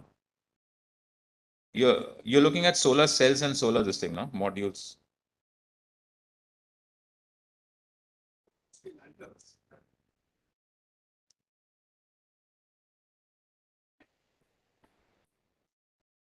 Oh, so that's 94. Okay, that's your different. Okay, then I'll take both of them together, furniture and that together. Furniture is, see, if you see furniture, it is largely 5%, which is at 0% under the FTA. So you can, provided you have the certificate of origin, which shows that, I mean, if you have any non-originating inputs, then that has got to be shown in that because it's a CTH plus 40%. So you can have non-originating inputs coming in, but you have to show a 40% value addition. So that is important. So that if you give apply online with all those documents, then you'll be getting solar lanterns. You said the lighting thing is 9405. So that's also 0%. 5% is a duty in UAE and 0% under the FTA. So you can take advantage of it. Okay. How can you?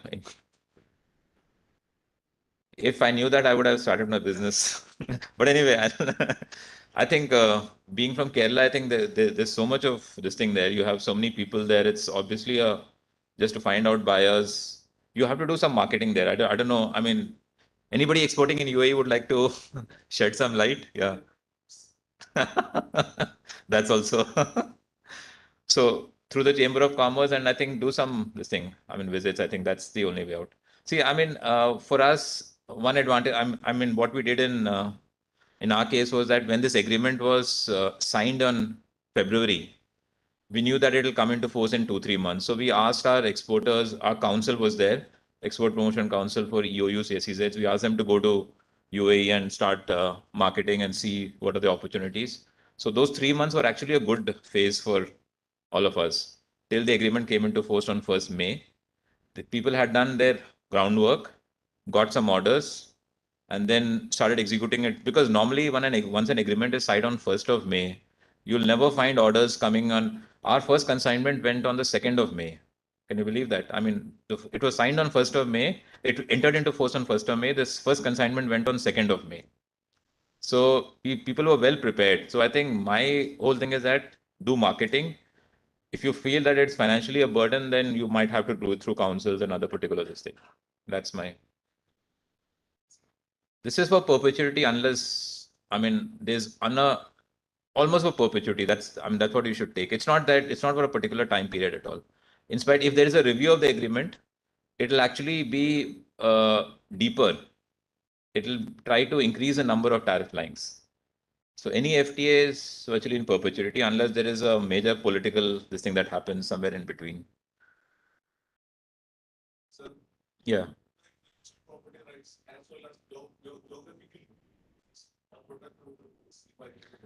Yeah, we have a text on IPR where the normal this thing, but it is basically on the TRIPS agreement. You know the TRIPS agreement? It's largely around the TRIPS agreement. There's nothing really beyond the TRIPS thing. So both are protected as far as our existing legislations of both the countries is concerned.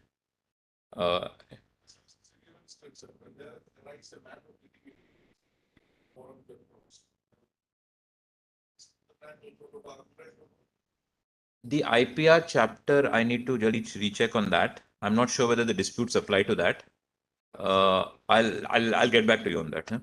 Please send me a mail. I'll just get back to you because I think the IPR chapter has disputes, but I'm not certain on that because since I was not part of that particular. The whole structure is as per the TRIPS agreement. So there's nothing really beyond the TRIPS agreement in this. So all those timelines which are there as far as the patent, this thing is there, is all there, patent as well as the GIs. So, but that's how the disputes goes. I'll get back to you on that. Disputes, I'm not aware of that. Yeah, please. Anybody else? Okay. So then I think we'll just run through that Australia agreement. So it's a small slide on the India-Australia ECTA that is called ECTA now.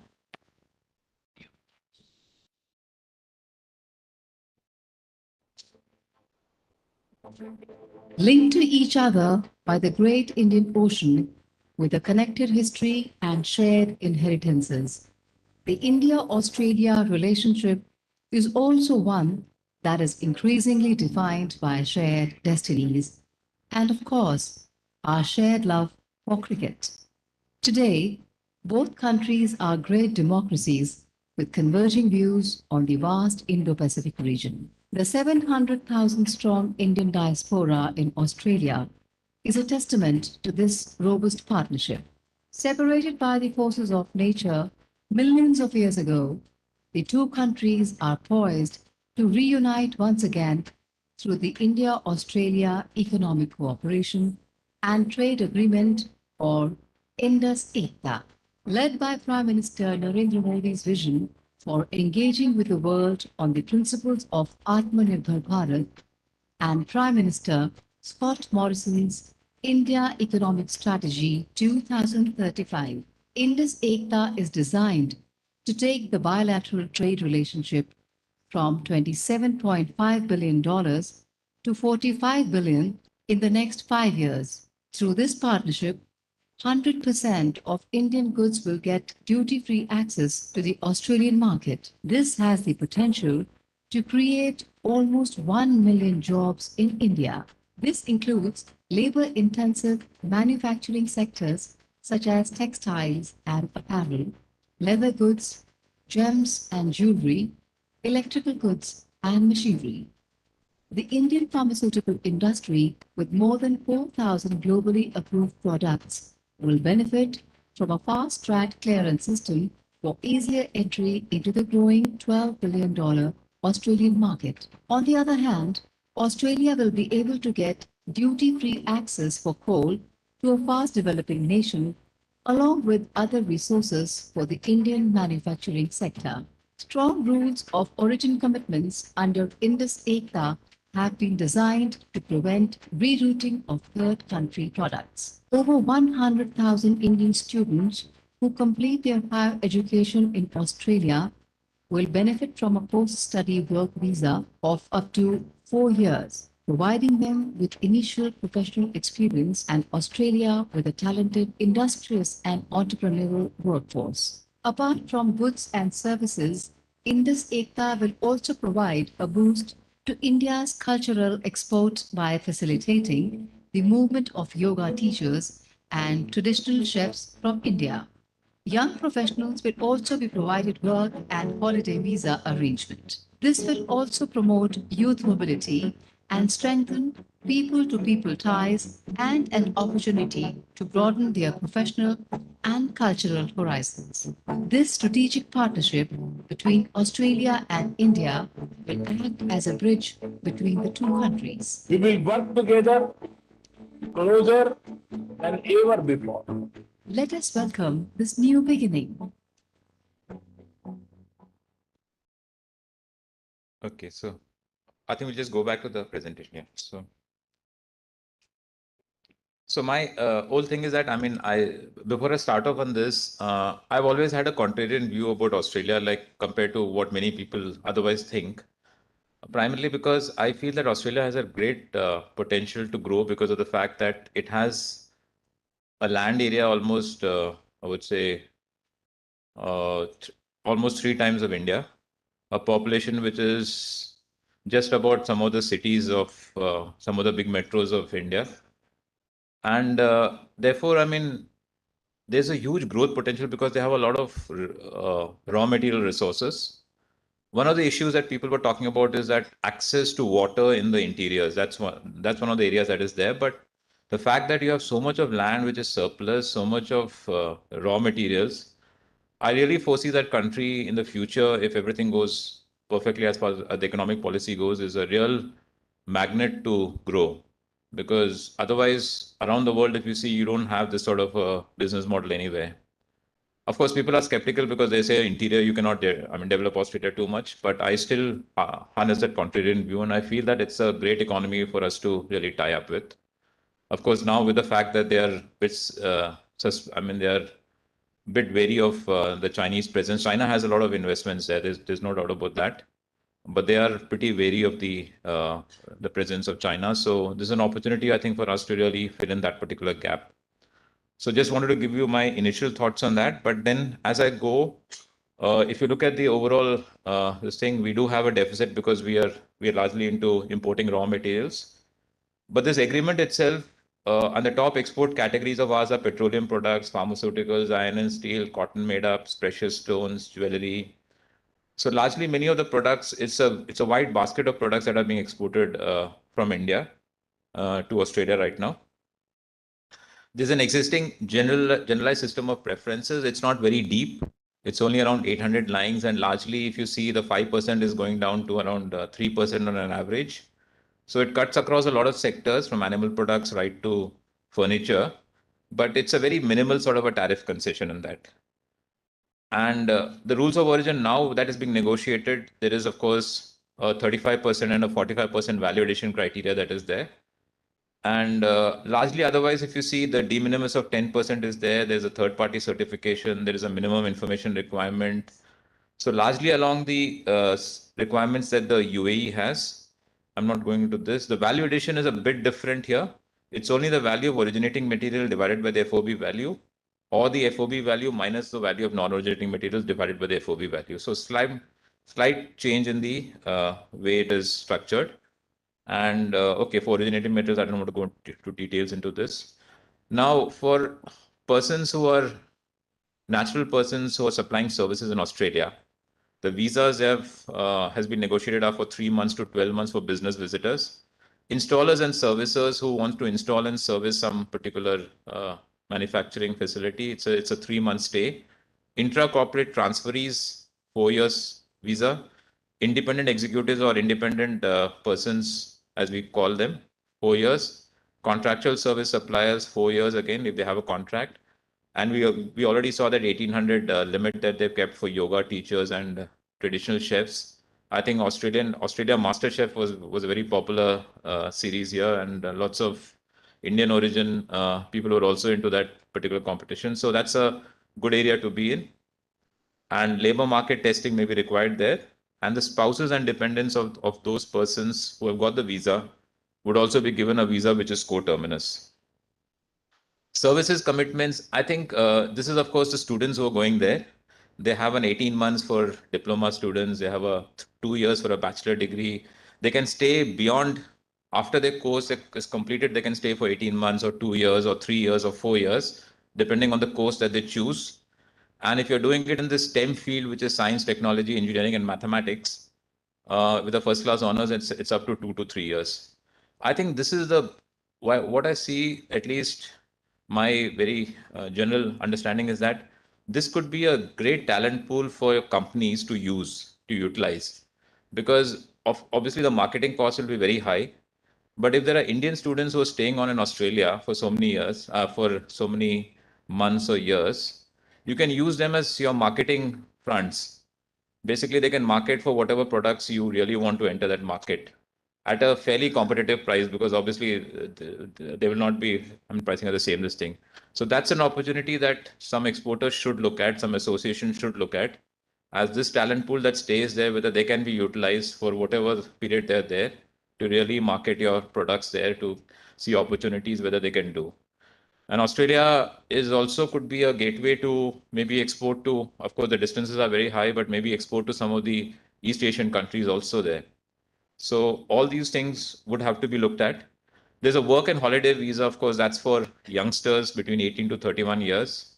So they're planning to give around 1,000 per year work and holiday visa. It's multiple entry, temporary stay of 12 months, and conditions related to qualifications. So Kerala's exports to Australia, I've again mapped it against the same criteria that we have. So here, I think largely the duties are all zero, so I'm just leaving out this.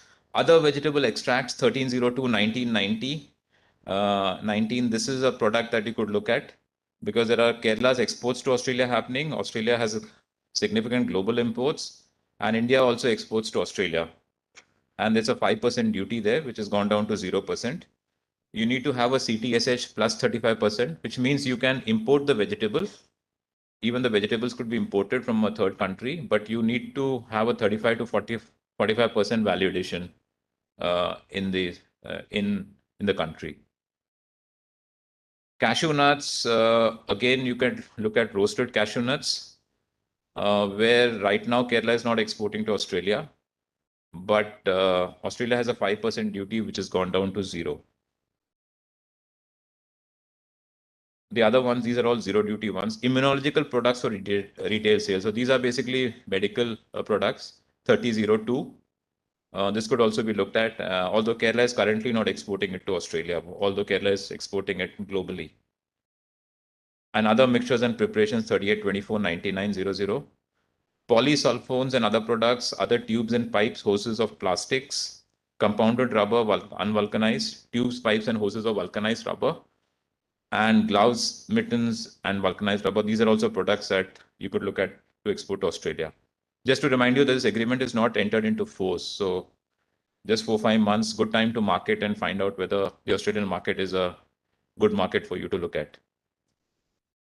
And for the others, tableware of bone china, articles of jewelry of gold. This is also from 5 to 0. So plain jewelry is another opportunity that you could look at. Studded jewelry, again, gold jewelry studded with precious, semi-precious stones. This is an opportunity. Oil or petrol filters for industrial internal combustion engines, part of filtering or purifying machinery, and parts of hand tools, liquid dielectric transformers, other parts of transmission, reception, radar apparatus. Of course, these must be, I think, done by the large companies, some large PSUs or other companies which are there. Ignition wiring sets, this is auto components, other electric conductors which are less than 1000 volts, other automatic regulating or controlling instruments and apparatus, parts and accessories of military weapons. Of course, that's you require the requisite licenses for that, and sports goods. So I'll stop at that. And again, I think you can look at other opportunities in Australia too. I personally feel that it's a market, maybe 10 years down the line would really be a very different Australia than we are seeing today, where Australia doesn't have so much of manufacturing. They made a huge mistake as far as the auto sector goes, because if you are aware of that, they reduced the duty down to 0. And because of that, one fine day, that auto sector was completely finished. This went out of the country in a bang. So those are things that Australia is slowly learning back, and they are now seeing whether they can really give a focus to manufacturing. So if you have any questions, please send it at this email, and we'll be very happy to respond to you. Any questions on this, Australia?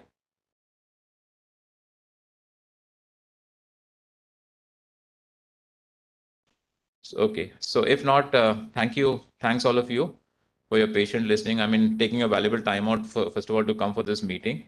And please be in touch. And this is an ongoing thing, because we learn a lot from you people in terms of the opportunities that you can exploit. And I'm sure for the first time I've seen Kerala is so enthusiastic about a free trade agreement. And I hope you really increase your exports through this.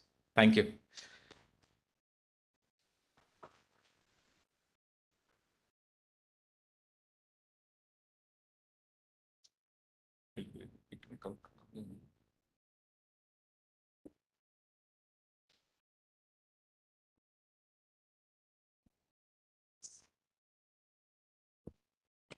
I request Sri Harilal sir also to join on the dais.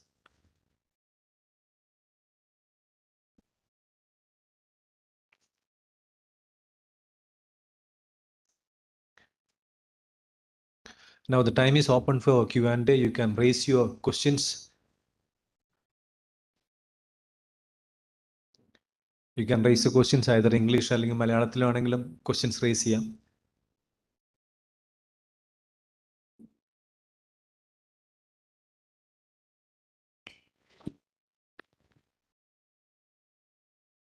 One of the issues which was actually raised, I think it was mentioned also, that's regarding the issue of certificate origin. This is addressed to Harilal sir as well as Bibin Venna sir. See, some of the exporters, importers also facing that. Whether that has been clarified, if you can explain this. ഞാനിപ്പോൾ 1-2 cashew exporters ആയിട്ട് ഇപ്പോൾ സംസാരിച്ചിരുന്നു. അപ്പോൾ ഇന്ത്യയിൽ നിന്ന് UAE പോകുന്ന എക്സ്പോർട്ടിന്റെ നല്ലൊരു ശതമാനം കാഷ്യൂ ആണ്. അപ്പൊ അദ്ദേഹം പറയുന്നത് എന്താന്ന് വെച്ച് കഴിഞ്ഞാൽ, ഇങ്ങനെ ഒരു അഗ്രിമെന്റ് ഉണ്ടായതിനെ പറ്റിയിട്ടോ ഇങ്ങനെ ഒരു ഡ്യൂട്ടി ബെനിഫിറ്റ് ഉള്ളതിനെ പറ്റിയിട്ടോ ഈ കാഷ്യൂ എക്സ്പോർട്ടേഴ്സിൽ ഭൂരിഭാഗം പേർക്കും അറിയില്ല എന്നാണ് അദ്ദേഹം പറയുന്നത്. അത് കറക്റ്റ് ആണെന്ന് എനിക്ക് തോന്നി. കാരണം കഴിഞ്ഞ 2 മാസമായിട്ട് എനിക്ക് സർട്ടിഫിക്കറ്റ് ഓഫ് ഒറിജിന്റെ ഒരു അപ്ലിക്കേഷനും ഈ കാഷ്യൂ സെക്ടറിൽ നിന്ന് കിട്ടിയിട്ടില്ല. അപ്പോൾ കാഷ്യൂ സെക്ടറിലുള്ളവരുടെ അടുത്ത് എൻ്റെ ഒരു അപേക്ഷയാണ്, നിങ്ങൾക്ക് 5% ഡ്യൂട്ടി ബെനിഫിറ്റ് മെയ് 1-ാം തീയതി മുതൽ കിട്ടി തുടങ്ങിയിട്ടുണ്ട്. പക്ഷേ നിങ്ങൾ അത് ഉപയോഗിച്ച് തുടങ്ങിയിട്ടില്ല. നിങ്ങളുടെ അറിവില്ലായ്മ കൊണ്ടാണോ അതോ വേറെ എന്ത് കാരണം കൊണ്ടാണോ എന്ന് എനിക്കറിയില്ല. ഇപ്പോഴും നിങ്ങൾ UAE ഗവൺമെന്റിന് ഈ 5% ഡ്യൂട്ടി നിങ്ങൾ കൊടുത്തുകൊണ്ടിരിക്കും. It's A fact. അപ്പോൾ അദ്ദേഹം പറയുന്നത് എന്താണെന്ന് വെച്ച് കഴിഞ്ഞാൽ സർട്ടിഫിക്കറ്റ് ഓഫ് ഒറിജിൻ എങ്ങനെയാണ് എടുക്കണ്ടേ എന്നുള്ളതോ എവിടുന്നാണ് എടുക്കണ്ടേ എന്നുള്ളതോ അതിൻ്റെ ആവശ്യകതയെ പറ്റിയിട്ടോ കാഷ്യൂ എക്സ്പോർട്ടേഴ്സിന് അറിയില്ല. എൻ്റെ അഭിപ്രായത്തിൽ കൊല്ലത്ത് ഏകദേശം 100ഓളം കാഷ്യൂ എക്സ്പോർട്ടേഴ്സ് ഇപ്പോഴും ഉണ്ട് എന്നാണ് ഞാൻ മനസ്സിലാക്കുന്നത്. അപ്പോൾ അവരുടെ അടുത്ത് നിന്ന് അപ്ലിക്കേഷൻ ഒന്നും വരുന്നില്ല എന്നതിൻ്റെ സിമ്പിളായിട്ടുള്ള മീനിങ് എന്താണെന്ന് വെച്ച് കഴിഞ്ഞാൽ അവരിപ്പോഴും ഈ ബെനിഫിറ്റ് ഉപയോഗപ്പെടുത്തി തുടങ്ങിയിട്ടില്ല. അപ്പോൾ അൺഫോർച്ചുനേറ്റ്ലി എനിക്ക് തോന്നുന്നത് വളരെ കുറച്ച് പേരൊക്കെ കാഷ്യൂ സെക്ടറിൽ നിന്ന് ആരും ഇന്ന് ഈ പരിപാടിയിൽ പങ്കെടുത്തിട്ടുമില്ല. ആകെ 1, 2, 3 ഓക്കെ. ഇത് നിങ്ങളുടെ അടുത്ത് തന്നെ ഞാൻ സംസാരിച്ചത്. ബാക്കി CEPCയുടെ ഇൻചാർജായിട്ട് ആരെങ്കിലും വന്നിട്ടുണ്ടോ? അപ്പോൾ അതാണ് നിങ്ങളുടെ ഒരു ദുരവസ്ഥ അല്ലെങ്കിൽ ദുർഭാഗ്യമായിട്ടുള്ള അൺഫോർച്ചുനേറ്റ് ഇത്. അപ്പോൾ ഒന്ന് ശ്രദ്ധിക്കുക. നിങ്ങളുടെ സെക്ടേഴ്സിൽ തന്നെ കാഷ്യൂ ആണ് ഏറ്റവും കൂടുതൽ കൊല്ലത്തുനിന്ന് പോകുന്നത്. ആ സെക്ടറിൽ നിന്ന് ഒരാൾ പോലും അങ്ങനെ 3-4 ആൾക്കാരെ വന്നിട്ടുള്ളൂ എന്ന് വെച്ച് കഴിഞ്ഞാൽ അതിൻ്റെ അർത്ഥം സംതിങ് ഞങ്ങൾ കമ്മ്യൂണിക്കേഷൻ ചെയ്യാത്തതിൻ്റെ കുഴപ്പമാണോ അതോ ഞങ്ങൾ ഇൻവൈറ്റ് ചെയ്തിട്ട് അവർ വരാതിരിക്കാത്തതാണോ എന്ന് എനിക്കറിയില്ല. പക്ഷെ ഒന്ന് ശ്രദ്ധിക്കുക. ഓക്കെ. അതിനൊരു സജഷൻ പറയാം. As a chamber of commerce നമ്മൾ ഈ നോട്ടിഫിക്കേഷൻ എല്ലാവർക്കും മെയിൽ വഴി അയച്ചിട്ടുണ്ടായിരുന്നു. But I don't know if you are part of the Indian chamber of commerce industry അല്ലെങ്കിൽ ഇങ്ങനത്തെ ഇൻഫർമേഷൻസ് നമ്മൾ സ്ഥിരമായിട്ട് പാസ് ചെയ്യാറുണ്ട്. We also guide you on how to take because it's a preferential certificate ഓവറിന് അത് DGFTക്ക് മാത്രമേ ഇഷ്യൂ ചെയ്യാനുള്ളൂ. But we give this mailers about information. So do become a part of any of the chamber which is suitable to you. ഒരു minute. Certificate of origin കിട്ടാൻ വേണ്ടിയിട്ട് എന്താണ് cashew സെക്ടറിൽ എന്താണ് ക്രൈറ്റീരിയ എന്ന് വേണം ഞാൻ സിമ്പിളായിട്ട് പറയാം. സാർ ഇപ്പോൾ ഇദ്ദേഹം PPTയിൽ പറഞ്ഞു. അതായത് നിങ്ങൾ റോ കശുവണ്ടി ഇമ്പോർട്ട് ചെയ്ത് കഴിഞ്ഞ് കഴിഞ്ഞാൽ അത് തൊണ്ട് പൊളിച്ച് എക്സ്പോർട്ട് ചെയ്യുകയാണെന്ന് വെച്ച് കഴിഞ്ഞാൽ നിങ്ങൾക്ക് ആ ഡ്യൂട്ടി ബെനിഫിറ്റ് കിട്ടും. ഓക്കെ. അതിന് വാല്യൂ അഡീഷൻ്റെ ആവശ്യമേ ഇല്ല. There is no requirement for any value addition. ഒരേ ഒരു റിക്വയർമെന്റ് എന്താണെന്ന് വെച്ച് കഴിഞ്ഞാൽ ഷെൽഡ് ആയിട്ടുള്ള കശുവണ്ടി, റോ കശുവണ്ടി കൊണ്ടുവന്നിട്ട് അത് പൊളിച്ചിട്ട് എഡിബിൾ ആയിട്ടുള്ള കശുവണ്ടിയാക്കി വിൽക്കണം. അതായത് 4 ഡിജിറ്റ് ലെവലിൽ നിങ്ങളുടെ മാറ്റം വരുത്തണം. അത്ര മാത്രമേ ഉള്ളൂ. 6 ഡിജിറ്റ് ലെവലിൽ. അതായത് കശുവണ്ടി ഉണ്ടാക്കിയിട്ട് അതേ കശുവണ്ടി ഇമ്പോർട്ട് ചെയ്തിട്ട് അതേ കശുവണ്ടി എക്സ്പോർട്ട് ചെയ്യാൻ പറ്റില്ല. റോ കശുവണ്ടി ഇമ്പോർട്ട് ചെയ്ത്, അതായത് ഇപ്പം നിങ്ങൾ ചെയ്യുന്നത് അവിടുന്ന് ഈസ്റ്റ് ആഫ്രിക്കയിൽ നിന്ന് ഇവിടുന്നൊക്കെ കൊണ്ടുവരുന്ന കശുവണ്ടി തുണ്ട് പൊളിച്ച് എഡിബിൾ ആക്കി കൊടുത്തു കഴിഞ്ഞു കഴിഞ്ഞാൽ അതിന് വാല്യൂ അഡീഷന്റെ റിക്വയർമെന്റ് ഇല്ല. നിങ്ങൾ അതായത് ശ്രദ്ധിച്ചു. ബാക്കിയുള്ള എല്ലാ പ്രൊഡക്റ്റുകൾക്കും 40%, 45% ഒക്കെ വാല്യൂ അഡീഷൻ വേണം. അതായത് 100 രൂപയ്ക്ക് സാധനം കൊണ്ടുവന്നു കഴിഞ്ഞാൽ 145 രൂപയ്ക്ക് നിങ്ങൾക്ക് എക്സ്പോർട്ട് ചെയ്യാൻ പറ്റുള്ളൂ. കശുവണ്ടിക്ക് അത് വേണ്ട. ആ പോയിന്റ് എപ്പോഴും നോട്ട് ചെയ്ത് വെക്കൂ. ചിലപ്പോൾ കശുവണ്ടിയിൽ വാല്യൂ അഡീഷൻ 40% പറ്റില്ല എന്ന് കണ്ടതുകൊണ്ടായിരിക്കാം നമ്മൾ ഈ നെഗോഷിയേറ്റ് ചെയ്യുന്ന സമയത്ത് ഈ വാല്യൂ അഡീഷൻ ക്രൈറ്റീരിയയെ വേണ്ട എന്ന് തീരുമാനിച്ചിരിക്കുന്നത്. അപ്പോൾ അത് നിങ്ങൾക്കൊരു എന്താ പറയുക, ഒരു അനുഗ്രഹമാണ്. Okay.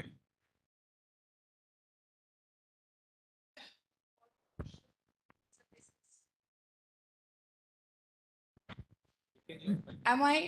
Yeah, sure. Audio visual. Thank you. I'm Gurdeep Kaur. Yeah, We're sure. basically filmmakers for the last 30 years Okay. in Kerala. So, see, I mean, my understanding of what I know on this is that the audiovisual service commitment that the UAE has taken, they have not put any limitation on that. So, limitation in the terms of the FDI limits, for example, there's no FDI limit on that. There should be 100% FDI, which should be possible in that sector. The movement of persons, I mean, the movement of your film in mode 4, that should not be a problem. Your direct transmission, your electronic transmission of whatever you're sending, cinematographic or film, this thing, content, that there should be no barrier on that. And the third is that if you want to establish something in the UAE, then also there should not be any particular, barriers on this. So movement of your film persons, then your establishment of a entity there in UAE, and your electronic transmission of your content, these things should not have a barrier there. They have taken an unbound commitment on that particular aspect. And if you feel that there is something they're still doing, please get back to us on that. Thank you. So are you exporting to the UAE right now? I mean, any of this, or are you not?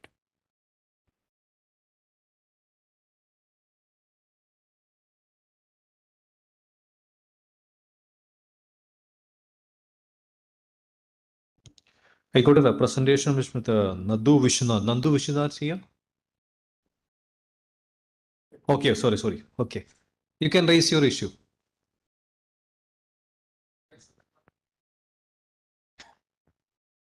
Myself, Nanu Vishwanathan. I am the Global Chairman of Blue Economy and Maritime Revolution World Malayali Council, as well as the Chief Editor of Maritime Business Bulletin. And I have fame at Dubai as well as at Kerala. That is related to that, how you can open the business at Dubai, as well as we are teaching about how you can export, import, supply chain management, logistics, customs, maritime law, arbitration. When the government has started that discussion about that, the bilateral agreement, we have discussed with the various forums of the UAE, and now the Dubai government that the KHD, Knowledge Human Development Authority, has given the license and approval for us to teach about that the multiple sectors of the maritime trade for our youngsters, for our entrepreneurs. And after we giving that such a type of the training program, awareness and seminar, the UAE government, the KHDA directly will issue the certificate for the candidates who are successfully attending these programs.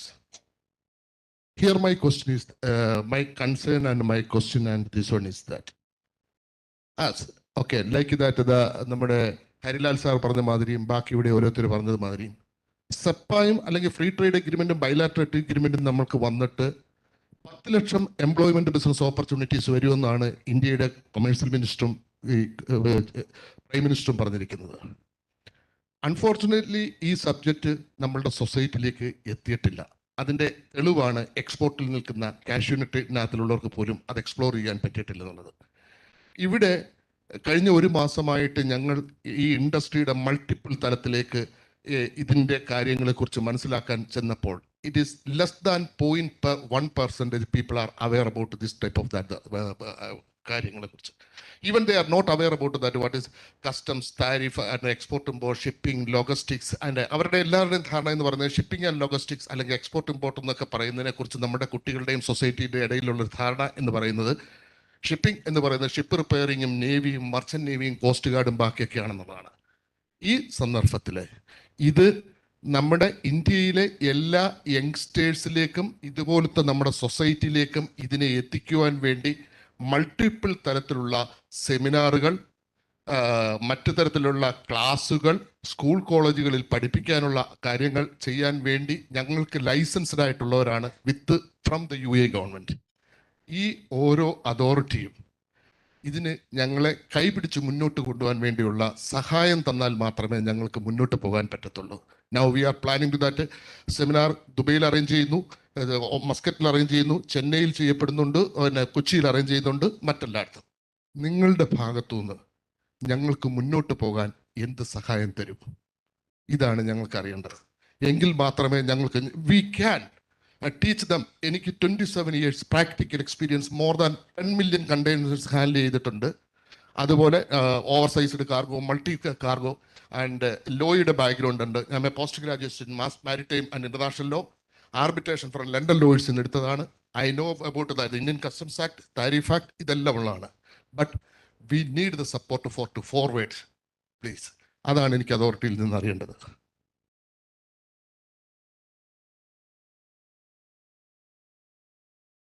തീർച്ചയായിട്ടും support ഉണ്ടാവും. അത് നമ്മൾ കുറെ കാലം സംസാരിച്ചിരിക്കുന്നതാണ്. വാക്കുകളിൽ സപ്പോർട്ടല്ല, എങ്ങനെ ഈ കാര്യങ്ങൾ കൊണ്ടുപോകാൻ വേണ്ടി പറ്റും. This is we are talking from the practical side, not from the Google or from the theoretical side. How we can export cargo എങ്ങനെ ചെയ്യാം, പാക്ക് ചെയ്യാം, മാർക്ക് ചെയ്യാം, ലേബൽ ചെയ്യാം, ട്രാൻസ്പോർട്ടേഷൻ ചെയ്യാം, കണ്ടെയ്നറൈസേഷൻ ചെയ്യാം, ലാഷ് ചെയ്യാം, സെക്യൂർ ചെയ്യാം, ഡോക്യുമെന്റേഷൻസ് ഉണ്ടാക്കാൻ പറ്റും, ട്രീറ്റി എങ്ങനെ ഉപയോഗപ്പെടുത്താൻ പറ്റും, IPR എങ്ങനെ ഉപയോഗപ്പെടുത്താൻ പറ്റും, മൾട്ടിലാറ്ററൽ എങ്ങനെ എടുക്കാൻ പറ്റും, IMO എങ്ങനെ എടുക്കാൻ പറ്റും, WTO എങ്ങനെ, ഇതെല്ലാ കാര്യങ്ങളും വെച്ചുകൊണ്ട് we will make our people to explore the golden opportunity. ഇതൊരു ഗോൾഡൻ എറ എന്നുള്ള തരത്തിലേക്കാണ് ഇതിനെ വിശേഷിപ്പിക്കുന്നത്. സുരേഷ് സാർ പറഞ്ഞിരിക്കുന്നത് the ball is now in the court of the people. Okay, to explore this one, എങ്ങനെ നമുക്ക് പറ്റും? ഈവൻ കസ്റ്റംസിന് സാറോടുണ്ട്. നമ്മുടെ ഏറ്റവും വലിയ റവന്യൂ ആയിട്ടുള്ളത് ഒരു കാര്യമായിട്ട് കസ്റ്റംസ് ആണെങ്കിൽ കേരളത്തിലോ അല്ലെങ്കിൽ ഇന്ത്യയിലോ എവിടെയെങ്കിലും കസ്റ്റംസ് ആക്ട് അല്ലെങ്കിൽ താരിഫ് ആക്ടിനെ കുറിച്ച് നമ്മുടെ യങ്സ്റ്റേഴ്സിനെ പഠിപ്പിക്കുന്നുണ്ടോ? Okay, this is not a ഡ്യൂട്ടിയുടെ ഓരോ തലവും മൾട്ടിപ്പിൾ തലമുറ വരുമ്പോഴും അത് വളരെ കോംപ്ലിക്കേറ്റഡ് ആയിട്ടുള്ള ഒരുപാട് കാര്യങ്ങളുള്ളതാണ്. ഒരു രാജ്യത്തു നിന്ന് വേറെ രാജ്യത്തേക്ക് എക്സ്പോർട്ട് ചെയ്യപ്പെടുന്ന സമയത്തുണ്ടാകുന്ന ഫോറിൻ ട്രേഡും അല്ലെങ്കിൽ ഫ്രീ ട്രേഡ് അഗ്രിമെൻറ്റും ബാക്കിയുള്ള കാര്യങ്ങളും ഫോറിൻ ട്രേഡ് പോളിസിയും കസ്റ്റംസ് ആക്റ്റും താരിഫ് ആക്റ്റും എക്സ്പോർട്ട് ക്വാളിറ്റിയും എക്സ്പോർട്ട് ഡിസ്ക്രിപ്ഷനും ഒക്കെ എടുക്കുമ്പോൾ there are thousands of sectors നമ്മുടെ യങ്സ്റ്റേഴ്സ് അറിയേണ്ടതാണ്. നമ്മൾ എഗ്രിമെൻ്റ് ഉണ്ടാക്കിയിട്ടുണ്ട്. 100 ബില്യൺ ആണ് നമ്മൾ ഇതിനകത്ത് നിന്ന് എക്സ്പെക്ട് ചെയ്യുന്നത്. Now we are going to that behind that the Australia answer for that free trade agreement. Everything is correct. നിങ്ങളുടെ സഹായവും if you are not giving that the awareness from the ground level to from the school level to നമുക്കിത് implement ചെയ്യാൻ പറ്റത്തില്ല. അതിന് ഞങ്ങളെ കൊണ്ട് കഴിയുന്ന തരത്തിലേക്ക് ഇത് മനസ്സിലാക്കി ഞാൻ ഗവൺമെന്റ് തലത്തിലേക്ക് പറഞ്ഞു. ഇപ്പൊ UAE ഗവൺമെന്റ് എനിക്ക് അത് ഇത്തരത്തിലുള്ള ഫേം തുടങ്ങാൻ വേണ്ടിയുള്ള അഡ്വൈസ് കൊടുക്കാനുള്ള ലൈസൻസ് തന്നു. ഞങ്ങൾ ഒരു ദിവസം 12 മണിക്കൂർ, 1 മാസം, 3 മാസം, 6 മാസമായിട്ട് ഇത് പഠിപ്പിക്കാൻ റൈറ്റ് തന്നു. പഠിപ്പിച്ചാൽ സർട്ടിഫിക്കറ്റ് UAE ഗവൺമെന്റ് KHD നേരിട്ട് കൊടുക്കും കുട്ടികൾക്ക്. Because they want the skilled man power, they want that the skilled officials without getting mistakes in the trade. They want the skilled legal professionals. They want the proper arbitration. അപ്പം അത്തരത്തിലേക്ക് ചെയ്യാൻ വേണ്ടി ഞങ്ങൾക്ക് തന്നപ്പോൾ ഒരു ഇൻഡിവിജ്വലിന് ചെയ്യാൻ പറ്റുന്നത് ഒത്തിരി ലിമിറ്റേഷൻസ് ഉണ്ട്. We need this. Sir, let me just ask you, I'll put the ball back in your court. What is the cooperation that you want from the industry? See, we are not, none of us are from the government over here. No, I will intervene and sort of. Yeah, in fact, see, you must be knowing that DGFT has been conducting various training programs in association with the bodies like FICCI, FIA and all. That's one aspect. Second, regarding the skilling aspects, FICCI has a very close collaboration with the ASAP and CAS also. We are also working out various skilling course and initiatives also, especially from these aspects also. We will get you connected also. We can work out some kind of a programs initiative where you can be a part of it also. That can be considered, because last week also we had a discussion with the CAS and the ASAP authorities also with the government of Kerala. That will be taken up. Okay. Now, yeah. Yeah, though I am not from Kerala, I understood most of the things since I am from Tamil Nadu and I am here for at least 2 to 3 years. So I understood what you are actually your concern. You are absolutely right. As I mentioned in my small speech, everyone has their own responsibilities. It is not that, as you rightly observed, if you alone cannot do anything, and government here, that means each and every department has assigned with its own responsibility. If I straight answer in a bureaucratic manner, I would say, see, if any issues with the customs, you come to me, I will solve it. Otherwise, I will guide you. This much only, legally speaking. Okay. So I would tell, no one can question me. That is a position. But as you suggest, it can be incorporated in the school curriculum. A lot of things are there. It is not a school curriculum means everyone may not be interested. Somebody may be interested in engineering, somebody may be interested in medical. Why everyone should be interested in import and export? So it is one of the major sector. That's all. So everyone has to come forward and, for example, small thing. I'll speak from the grassroots level. If you are there, your neighbor is there, another neighbor is there. One neighbor is doing import and export. Another neighbor may not be doing import export. It is not that they are not aware. They don't want to be. They don't want to know that, because they are in the different business, different field. So if suppose you tell, yes, lot of opportunities are there, you can grab. So you can suggest them. You means it is not individual, you or me. You means our all of us. There is single individual, everyone in the citizen of India. Okay. So it is, we have to build it together. For example, our FICCI chairman told. So they take their own efforts. In very short period, they have taken 3 awareness program, and wherever they have gone, the representative from customs have come, representative from DGFT have come, SAR has come from Noida, So the efforts are being there, but it is not enough, rightly observed. So we'll see. So whatever the effort from, especially from custom side, as a officer and as an individual, if I am there at Cochin, if suppose you feel my personal advice, guidance would be helpful to you, are always welcome. May I? My name is Johnny Kurula. I'm the global chairman of World Malayali Council, and Nano Vishwanath is one of the Blue Economy Forum chairman also. We got 54 chapters and provinces across the globe, one of the biggest Malayali association in the world, from Kerala, Malayalis Association. Now, I appreciate FICCI arranging in a short span of time high dignitaries like people on dais to make an interactive section here. How could we take it further to reach people? This agreement signed by UAE and India should reach other parts of the world, especially for Malayalis. We have 54 chapters and provinces. Shall we arrange on 6 regions, India region, Middle East region, Europe region, Far East region, America region, and Africa region. And we have regional heads for World Malayali Council there also. Time to time, we made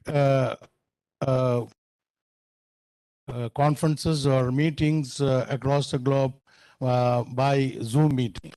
Now, it's possible that you make us in charge or make us partners, World Malayali Council is partners with your team to reach, to make awareness of these sessions across the globe.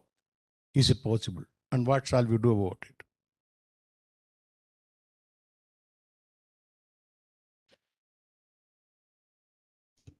Your suggestion is well taken with the support of DGFT and the statutory authorities that awareness sessions can be conducted for giving proper information about CEPA among the NRIs who are based outside.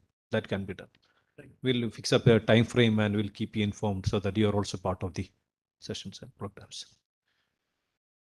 Any more questions? I think there was one question which I wanted to raise. I think Harilal sir was also aware of, sir Bibi Menon sir.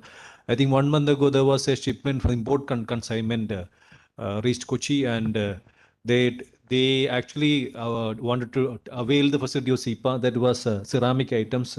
Unfortunately, certificate origin, there was some issue with certificate origin, and they had to pay not from India side but the UAE side, and they had to pay a lot of demurrages and issue. I mean, at Cochin for clearing the consignment. So the certificate of issue origin is still sorted out at UAE side, or is there any issue still pending in the certificate of issue of origin of issue being issued from the UAE side? Yeah, I'm not completely aware of this incident, but yes, I mean, there was, I do remember there was one consignment that came. I don't know whether it was the same one we're talking about, where there was a signature of a Ministry of Economy official who was not part of that list that was given to us. So that's why there was a confusion. And I think probably they got back to him and they had sent another list of signatures. So that sort of thing can happen because these list of signatures are exchanged with each of the agencies.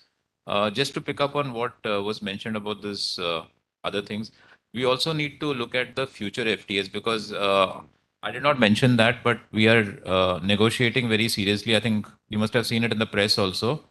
Negotiating agreements with the United Kingdom, with EU, and also with Canada. So these are 3 important agreements that are right now in the pipeline. So I would also request all of you to be part of this, including the associations to be part of this. And in case there are any specific inputs, this is a time to really give it, especially the UK one, because UK, we are in a very advanced stage. And it's a very tough negotiation, one of the toughest negotiations I've actually faced till now. So in case you have any specific interest in accessing the UK market, or there are certain products that some barriers you think which UK has erected on your export, which is really hampering your exports there, please feel free to provide any inputs on that too. But yes, I mean, as mentioned, that we'll be there to support you in whatever way we can. because I think this outreach is more important than sometimes even the negotiations itself. But even in the negotiations, the inputs are pretty critical. And I think Kerala being a very active state, it's important that we have inputs from Kerala for all these FTA negotiations. Thank you.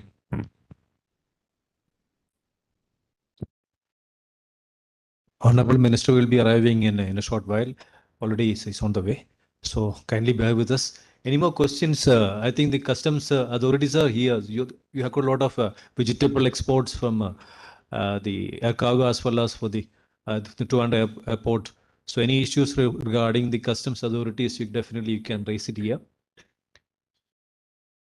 Yeah.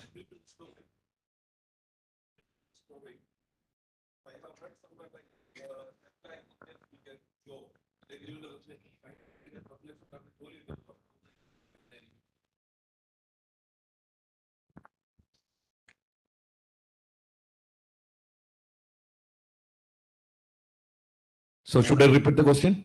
No, not required.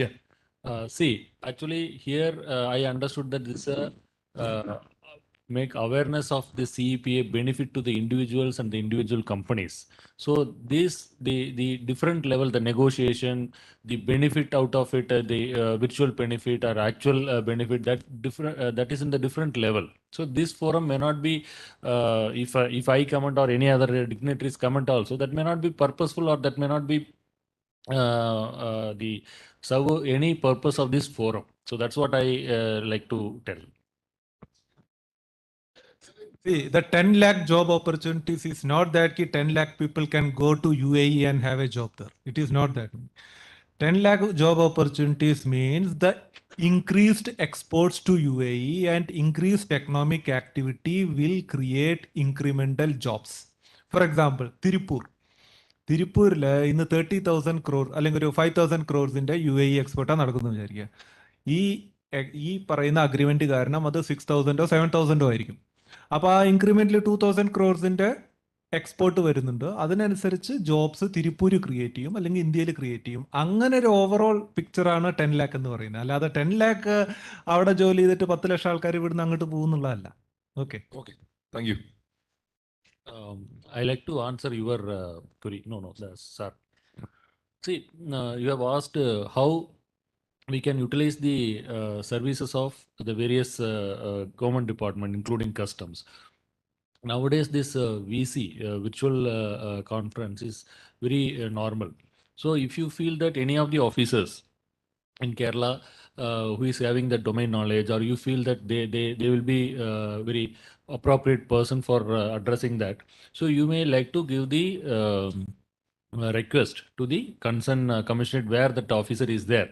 Okay, then the competent authority, most probably commissioner of that commissionerate, will give the approval for that particular officer to attend through VC. So that is also quite possible. Like now, a lot of dignitaries have addressed even from Dubai. Dr. Raman Puri sir has attended. Other Mr. IPBC chairman, Mr. Suresh Kumar has attended. So like that. So nowadays, reaching or spreading knowledge, if really we are interested, it is not a big thing. And government has no prohibition if we are intimating the concerned authority to participate in those things. And it is not that only the very senior officers in the government only has to address. It is not like that. For example, I may not be knowing the very nuances of the things, but my officer from the field who may be knowing the nuances as well as the local language also. So those officers also can be nominated to address your forum, such a big forums like that. So these things can be tapped. Can arrange your business forum. Well, in advance, you all can join us and give us an available speech or make some sessions there. Thank you. We will arrange that. And that too in VC it is very much easy. Yeah. Very much easy. Hello sir, ഈ 10 ലക്ഷം തൊഴിലവസരത്തിനെ കുറിച്ചിട്ടുള്ള കാര്യത്തെക്കുറിച്ചൊരു example ഞാൻ പറയാം. ആഫ്രിക്കയിൽ നിന്നും cashew nut കൊല്ലത്തെത്തിച്ച് കൊല്ലത്തു നിന്നും അതിനെ ലോകരാജ്യങ്ങളിലേക്ക് എത്തിച്ചപ്പോഴാണ് നമ്മുടെ നാട്ടിലെ പീലിങ്, ഷ്രെഡിങ്, പാക്കിങ്, മാർക്കിങ്, അതിൻ്റെ ഡോക്യുമെൻറ്റേഷന്, അതിൻ്റെ എക്സ്പോർട്ട്, വാല്യൂ ആഡഡ് ആയിട്ടുള്ള തരത്തിലേക്ക്. അപ്പോൾ ഇവിടുത്തെ ലോജിസ്റ്റിക്സ് കോസ്റ്റ് കുറച്ചുകൊണ്ട് ഇവിടത്തേക്കുള്ള തരത്തിലേക്ക് ടാക്സിന് എക്സംഷൻസ് നടത്തിക്കൊണ്ട് നമ്മുടെ നാട്ടിലേക്ക് പ്രോഡക്റ്റ് വരുമ്പോൾ ധാരാളമായിട്ടുള്ള മാനുഫാക്ചറിങ് ഇൻഡസ്ട്രീസ് ഇവിടെ ഉണ്ടാകുന്നു. ആ മാനുഫാക്ചറിങ് ഇൻഡസ്ട്രീസ് ഇവിടെ നിന്നുണ്ടാകുമ്പോൾ ഇവിടെ നിന്നുമുള്ള പ്രോഡക്റ്റിനെ ലോകരാജ്യങ്ങളിലേക്ക് എത്തിച്ചേക്ക് വരുമ്പോൾ അതുമായിട്ട് ബന്ധപ്പെട്ടുള്ള export, import, re export, transhipment, transit, cross trade, ഇങ്ങനെ ഒരു തരത്തിലുള്ള മൾട്ടിപ്പിൾ തലവും അതുമായിട്ട് ബന്ധപ്പെട്ടിട്ടുള്ള മാൻ പവറും ആവശ്യമായിട്ട് വരുന്നു. അതുമായിട്ട് ബന്ധപ്പെട്ടുള്ള ഒപ്പം തന്നെ ഇങ്ങനത്തെ പ്രോഡക്റ്റുകൾ യു എയിൽ എത്തുമ്പോൾ യു എയെ ഒരു ലോജിസ്റ്റിക്സ് ഹബ്ബാക്കിക്കൊണ്ട് 197 രാജ്യങ്ങളിലാണ് യു എൻ്റെ കീഴിലുള്ളതിനകത്തിൽ ഏകദേശം 184 രാജ്യങ്ങളിലേക്ക് അവിടെ നിന്നും എക്സ്പോർട്ട് ചെയ്യുക എന്നുള്ള തരത്തിലേക്ക് വരുമ്പോൾ അവിടുത്തെ ലോജിസ്റ്റിക്സ് പാർക്കിലും ഇൻഡസ്ട്രിയൽ പാർക്കിലും പോർട്ടിലും റോഡ് ട്രാൻസ്പോർട്ടേഷനിലും മൾട്ടിമോളർ ട്രാൻസ്പോർട്ടേഷനിലും എല്ലാം ഓപ്പർച്യൂണിറ്റീസ് വരുന്നു. അവിടെ എത്തിയിട്ടതിന് ശേഷം ഇതേ തരത്തിൽ തന്നെ അവിടെ നിന്ന് തന്നെ ലോകരാജ്യങ്ങളിലേക്ക് പോകാനും ഉള്ളൊരവസരം വരുന്നുണ്ട്. സാർ, ഇവിടെ എനിക്കൊരു കാര്യം കൂടെ റേസ് ചെയ്യാനുണ്ട്. മേനോൻ സാർ, സാറിനോടാണ്. ഞാൻ ഈ ഫ്രീ ട്രേഡ് എഗ്രിമെന്റിനെ കുറിച്ചിട്ടുള്ള പബ്ലിക്കിനിടയിലേക്ക് ഉള്ള മീറ്റിങ്ങിനകത്തിൽ പലപ്പോഴും പോയപ്പോൾ പല എക്സ്പേർട്സും എൻ്റെ അടുത്ത് ചോദിച്ചൊരു ചോദ്യമാണ്, if we conduct such type of that the skill exporting on there, ഇത് എങ്ങനെ നമ്മളുടെ ബ്രെയിൻ ഡ്രെയിൻ ഉണ്ടാക്കും എന്നുള്ളത്, is it harmful for the society or not? അപ്പോൾ എനിക്കും അതിനെക്കുറിച്ചിട്ടൊരു പോസ്റ്റ്മോർട്ടം ക്രിട്ടിക്കൽ സ്റ്റഡി പഠിക്കാനായിട്ടുള്ള സമയം, ഒരു സയൻറ്റിഫിക് സ്റ്റഡി നടത്താൻ പറ്റിയിട്ടില്ല. അതിൻ്റെ പ്രോപ്പർ ഫോർകാസ്റ്റിംഗ് പ്ലാനിങ് റിപ്പോർട്ടൊന്നും എൻ്റെ കയ്യിൽ ഇല്ലാത്തതുകൊണ്ട് എനിക്ക് പറ്റിയിട്ടില്ല. അതിനെക്കുറിച്ച് സാറിന് എന്തെങ്കിലും ഒരു അഭിപ്രായം പറയാൻ കഴിയുമോ? എങ്ങനെയാണ് ഇങ്ങനെ വരുന്ന, ഇപ്പം തന്നെ നമുക്ക് ഓസ്ട്രേലിയയിലേക്ക് വരുന്ന 1 മില്യൺ, ഇവിടെ വരുന്ന 1 മില്യൺ വരുന്നു, ഓപ്പർച്യൂണിറ്റീസ് വരുന്നു. ഓൾറെഡി അവർ people are moving to that UK, USA ഇങ്ങനെ പോകപ്പെടുന്ന ഒരു കാര്യം കൂടെ വരുമ്പോൾ സമയത്ത് ഈസ് ഇറ്റ് മേക്ക് നമ്മളുടെ 65% വരുന്ന യങ്സ്റ്റേഴ്സിനകത്തിലെ ബ്രെയിൻഫുൾ ആയിട്ടുള്ള ക്യാരക്ടേഴ്സ് ലോകരാജ്യങ്ങളിലേക്ക് മാറിപ്പോകുമോ എന്നൊരു കൺസേൺ പല കോണിൽ നിന്നും എന്നോട് ചോദ്യങ്ങൾ വന്നിരിക്കുന്നു. ഇതിനെക്കുറിച്ച് ഒന്ന് കമൻറ്റ് ചെയ്യാൻ പറ്റുമോ, ബുദ്ധിമുട്ടില്ലെങ്കിൽ?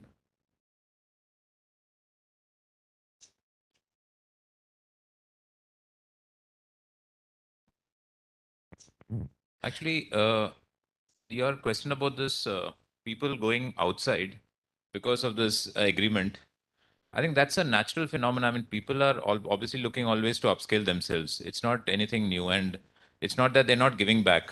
Now, can you say that so many Malayalis are going to Gulf, and is it a bad thing for Kerala or not? It's not a bad thing because 20 billion remittances are coming in.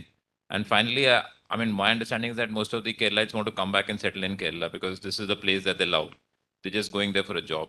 So for me, I think it's not so much about the fact that people are going. I mean, people will always go for opportunities with or without an FTA. But it is how the FTA can itself give you an opportunity to expand your economic activity. So please take it in that angle. This is a global world. Everybody is traveling.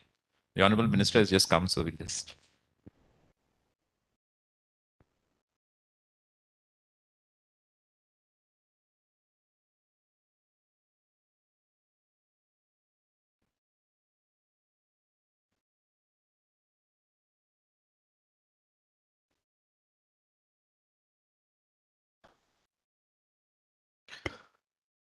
Good afternoon. We are really privileged to have with us Sri P. Rajiv, Honorable Minister for Industries, Law and Co. Government of Kerala. Sir, we already completed most of the session. We had the privilege of Dr. Amanpuri, Council General, also joining virtually for the session. And all the customs authorities are also here, and the DGFT and Bivim Menon is expert, is actually part of the CEPA framing of the rules. So already all these sessions have been covered. Now we would be really glad to hear from the Government of Kerala side on the CEPA initiatives. I would also like to invite the Honorable Minister. Before that, I would like to welcome the Minister, Honorable, before the August Gadi.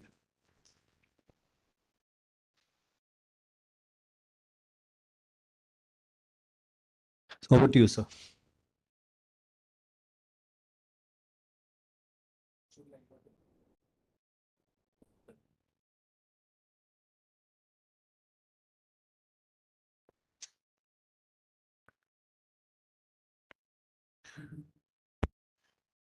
Dignitaries on and off the dais. Sorry for being late. I had to attend some important meetings. I think you have already covered the possibilities of CEPA and the issues which we have to address. I'm happy to be present in this interactive session on India-UAE Comprehensive Economic Partnership Agreement. The India-UAE Comprehensive Economic Partnership Agreement, CEPA, is an iconic bilateral agreement in recent times. Such an ambitious resort to boost bilateral trade between both the countries from 60 billion USD to 100 billion USD in the next 5 years and boost trade in service by $15 billion shall aid in enhancing Kerala-UAE trade relations. The state is undertaking focused measures to boost trade via exports by undertaking multiple measures, including enhancement of logistic infrastructure, Gadishakti, etc., with an objective to holistically integrate and address missing gaps to ensure seamless movement of goods and service in the state. The ease of doing business scenario has made significant progress with the recent BRAP 2020 results being released by DPIIT, Government of India. The state has been mapped under the aspirates category, making a huge stride in ease of doing business assessment of last year. This year we have ranked on 15th position. This is a jump from 28th position of the last year. Our unique approach of developing sustainable development with investment generation has led to this major fear, and this is an opportune time to enhance exports trade multifold times. The state has already adopted the ODOP approach, and various capacity building efforts are undertaken across districts. The cluster development program undertaken by the state since 2003 is looking at expanding projects across new emerging sectors other than ODOP products to enable exports competitive of the state. A sector-specific approach is also undertaken to promote exports of the state. The current draft export policy of the state focuses an intervention for each sector, focusing on creation of expert groups for each sector that would specifically map infrastructure requirements, capacity building, technology transfer, market development efforts. This is a key opportunity for the state in line various initiatives undertaken by the state to bolster the industrial ecosystem in the state. CEPA is expected to create about 10 lakh jobs in labor-intensive sectors such as apparel, plastic, leather, and pharma in the country. The state's ambitious 1 lakh enterprises program is aligned to this objective and focuses on MSME who wish to venture into exports of apparel, food processing, pharma, etc. The state has always strived to provide maximum support to the investors and would put concerted efforts to further help the industry and Government of Kerala to bridge communication gaps and to work together in true spirit of collaboration and partnership to chart a new growth story. Considering CEPA, the state would undertake dedicated sector-focused facilitation to support enterprises to avail maximum benefits via this collaboration. The state is also encouraging setup of logistic, warehousing, cold storage, etc. under the private industrial park scheme. MSME would be facilitated in getting international certificates, financial credit, technology upgradations, and encourage participation in international and domestic trade fairs and exhibitions. The Government of Kerala is committed to improve the doing business ecosystem in the state by a number of initiatives, including the simplification of procedures, enablement of digital engagement channels such as KSIFT, cases, etc., which have already been taken to facilitate foreign companies' participation in Kerala's growth story.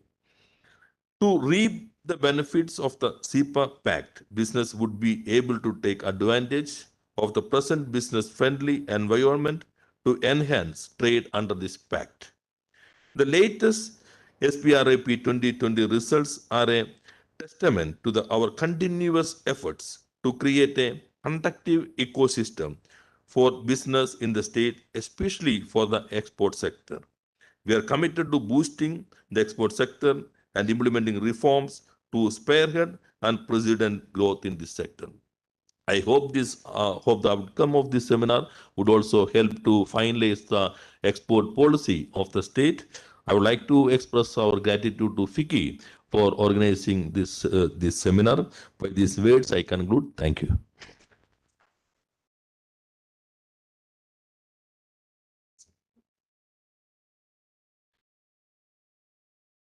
Thank you, Honorable Minister, in spite of your busy schedule for being with us. As rightly Sir has mentioned, Kerala is the only, in fact, in the beginning we mentioned, Sir, Kerala is the only state which has conducted 3 awareness sessions on CEPA across the state. And also Kerala has come out with a 4-page initiative on what are the action plan on the CEPA that will be undertaken by the industry department to promote CEPA on the various units. Minister has already mentioned a few aspects of the same. On behalf of FICCI, I would like to invite Jagan to give a memento to a token of gift to the Honorable Minister. Actually, he has a new concept on the agriculture concept on the product, and that he wants to give the Honorable Minister. It's a startup company.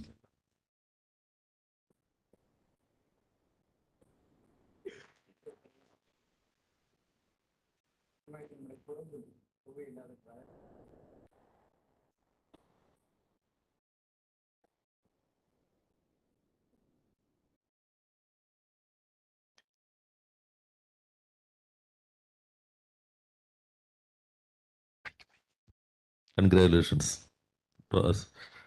The government of Kerala decided to extend all financial support which is available to the IT-based startups to all other startups, including agricultural startups and manufacturing startups. And also we have a plan to propagate Made in Kerala, a new branch.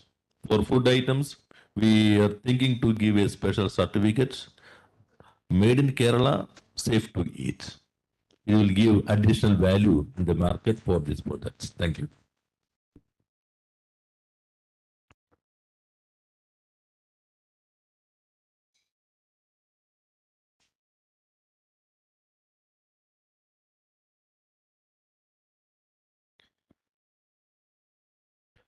Thank you, Honorable Minister, for your valuable presence. We'll be concluding the session in another 5 minutes. Honorable Minister has to leave for another important function. Before concluding, the Secretary General will be proposed a vote of thanks. Before that, I would like to invite Federal Bank for a brief presentation.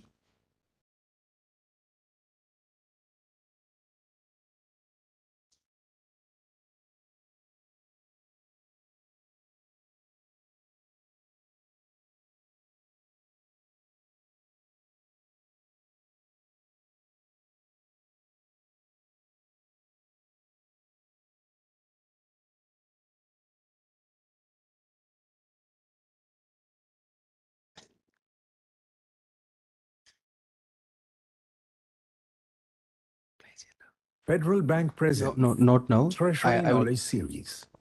Please, excuse me. What is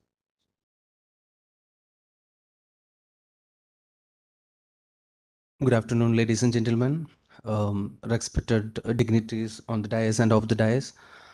I take this opportunity to thank FICCI for giving us this opportunity. Myself, Nitin Jose from Treasury Department, Federal Bank, and my colleague, Mr. Philip, is also here.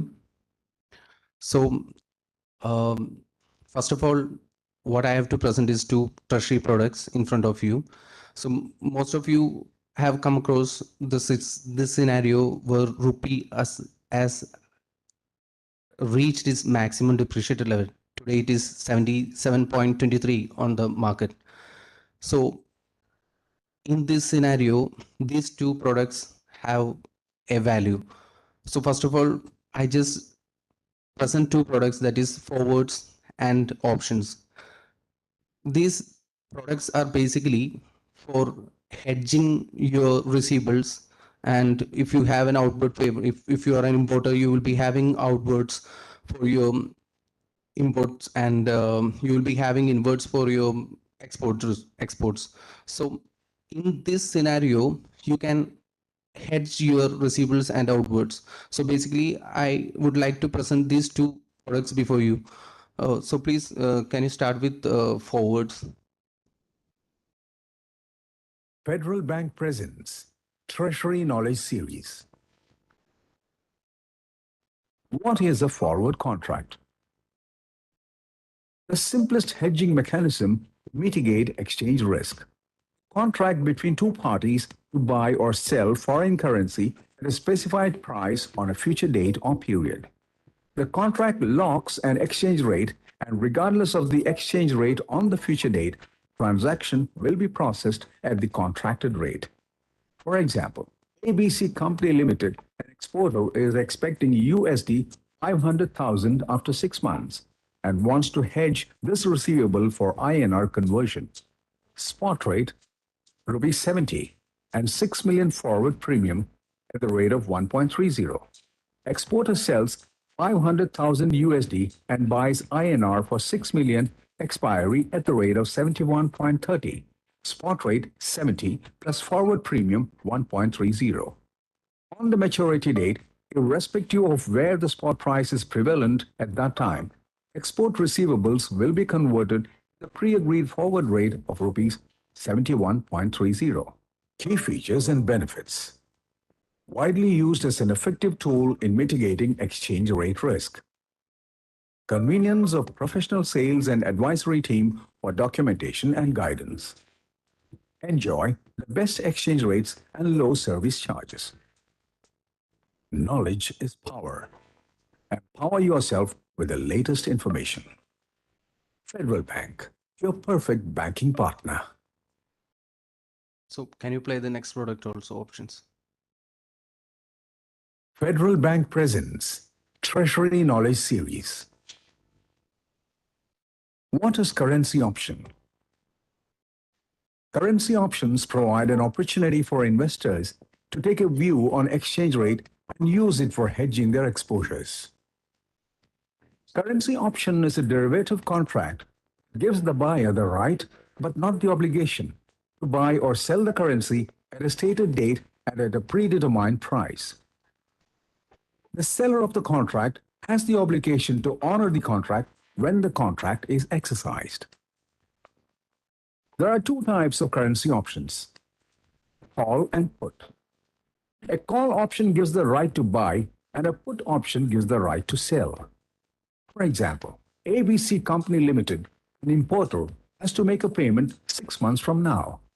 He books a call option with a strike price of rupees 75, delivery on a particular date, and pays a premium of rupees X for the same.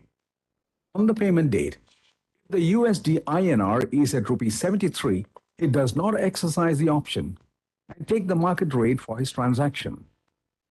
On the payment date, if USD INR is at rupees 77, he exercises his option and makes the payment in rupees 75. Key features and benefits. Buyer of a call put option has unlimited profit potential, whereas the loss is only limited to the premium paid. Professional structuring desk to help you out with customized hedging solutions or products based on your business requirement. Smart hedge solutions combining options and forwards. Knowledge is power. Empower yourself with the latest information. Federal Bank, your perfect banking partner. So one more video we have regarding our BUB loans. Just can you play that?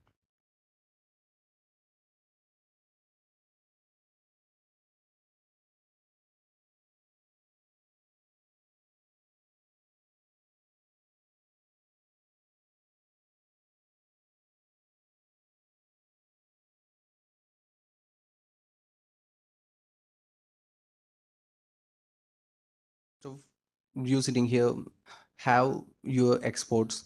So if you want to book this level, so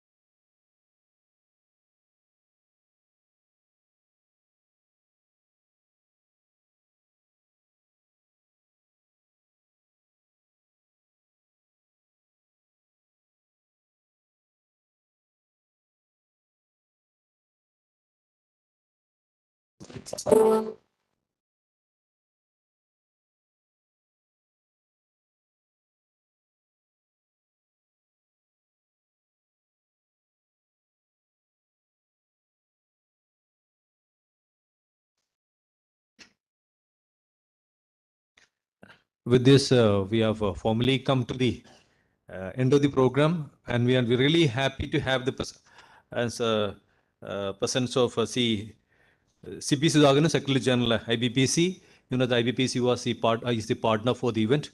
I'd like to hand over to CB to propose the vote. Just one question. Yes, please, you can raise.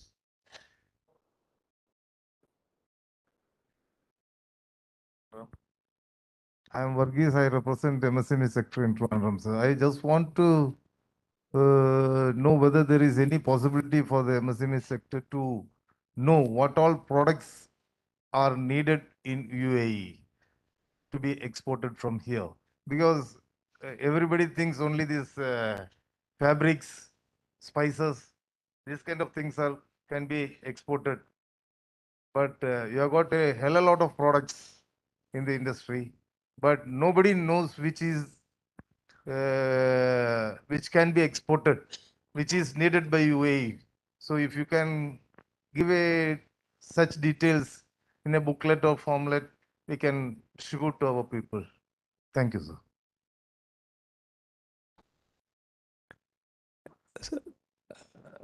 Bibin sir, yeah.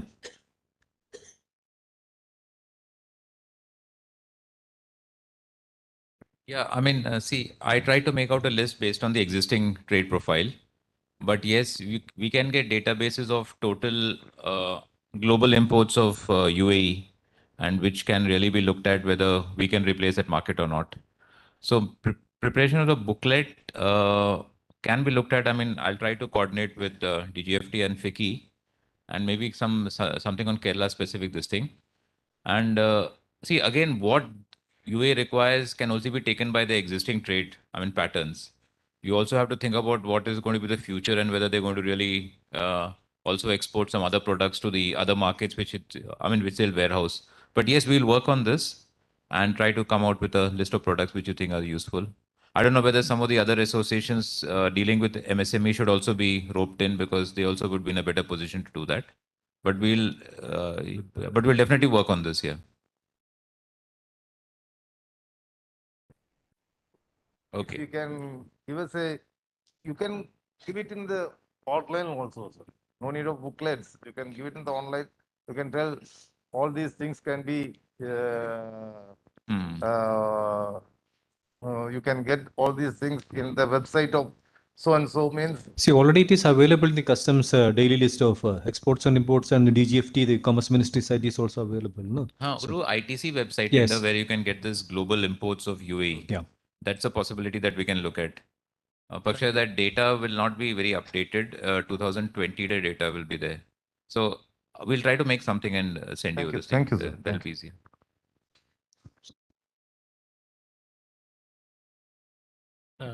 See, my understanding is that wherever you go, whether it is Commerce Ministry or Custom Ministry, you will get the general that this much percentage of this export is going on, cashew, leather, furniture, so whatever. But actually, for your members, I could understand that who is actually the company buyer. That government cannot do. Okay. Okay. That if you speak in black and white. Okay. So that we on it. You can have some idea, okay, this particular sector has more potential. That much only we can do from the data. Otherwise, it is intruding into the business issues. Okay, that government will not do and should not do. Thank you. In fact, I'd like to add on to that. Last month we did a Bayasala meet, Kerala B2B. You must be aware of that. Industry department along with the government of Kerala. We had 500 buyers coming from various parts of the country and outside also. And we had also virtual session also. So these buyers were mainly looking into products from Kerala. Similarly, IBPC, I think CB will also highlight that. IBPC also will help out to identify some of the things. But you will have to come out with which products you want to export. Then the authorities will be able to get the help from the side. So I'll now request CB, Secretary General IBPC, to go ahead with the vote of thanks. Over to CB. Thank you. Thank you, Mr. Savio. Good afternoon to all of you. I must say it was indeed not just an informative, but a very interactive and engaging session. I would like to thank all the distinguished speakers, Dr. Sahadullah, Shri K.M. Harilal, Dr. Aman Puri, Shri Vasant Ganeshanji, Vikas Agrawalji, and especially Bibin Menon sir for that very technical and engaging and very informative session. It's absolutely an honor for me to speak to all of you from Dubai, addressing you in Trivandrum, which is my hometown. You know, I belong to Perurkada, so it's an honor for me to speak to all of you. It's over 4 hours, so I would just like to say, as Mr. Suresh Kumarji said, that the ball has started rolling. It's up to us. The role of organizations like FICCI, IBPC, and Indian Chamber of Commerce is very pertinent in conducting such sessions and to extend and take this message forward. I'm really grateful to the government. Even from the busy schedule, Mr. Rajiv, Minister Rajiv sir came. It's a great honor that he had for all the support that they're extending. As Dr. Amanpuri said, especially from this entire CEPA, we as Malayalis, being the majority part of the expatriate community in UAE, we have the most to contribute and benefit out of it. So it's completely up to us. IBPC as an organization in Dubai as a counterpart to FICCI is always welcome. Anybody amongst you who wants to connect with us, who wants to have any sort of support in Dubai, you have an organization, representatives who would help you out. So please reach out to us if there is anything that we can help you with in individual, connecting you with your counterparts here in Dubai. For example, I am very active in the startup domain. So I'm already in touch with Kerala Startup Mission, and we are looking forward to the delegation receiving them in October when GITEX would happen. Thank you once again to all of you. Especially, I would like to congratulate the FICCI Kerala State team, Mr. Savio, Ms. Preeti, and Ms. Serena for tirelessly working in the backdrops for making this happen. Thank you once again to all the audience who have joined us in person and virtually. Thank you and have a great evening ahead. Thank you. Thank you, CB, and also like to thank the support you have given to the startups. As mentioned, CB was working very closely with the Dr. Aman Puri in conducting the startup initiatives, and he's continued to do that. So we'll connect you to for any startup initiative. CB will be there to support. So once again, thank each and every one of you, and also like to thank our supporting partners once again, Ram Group, Federal Bank, and Jagan's Group also for supporting this. Kindly do join for the lunch. Thank you.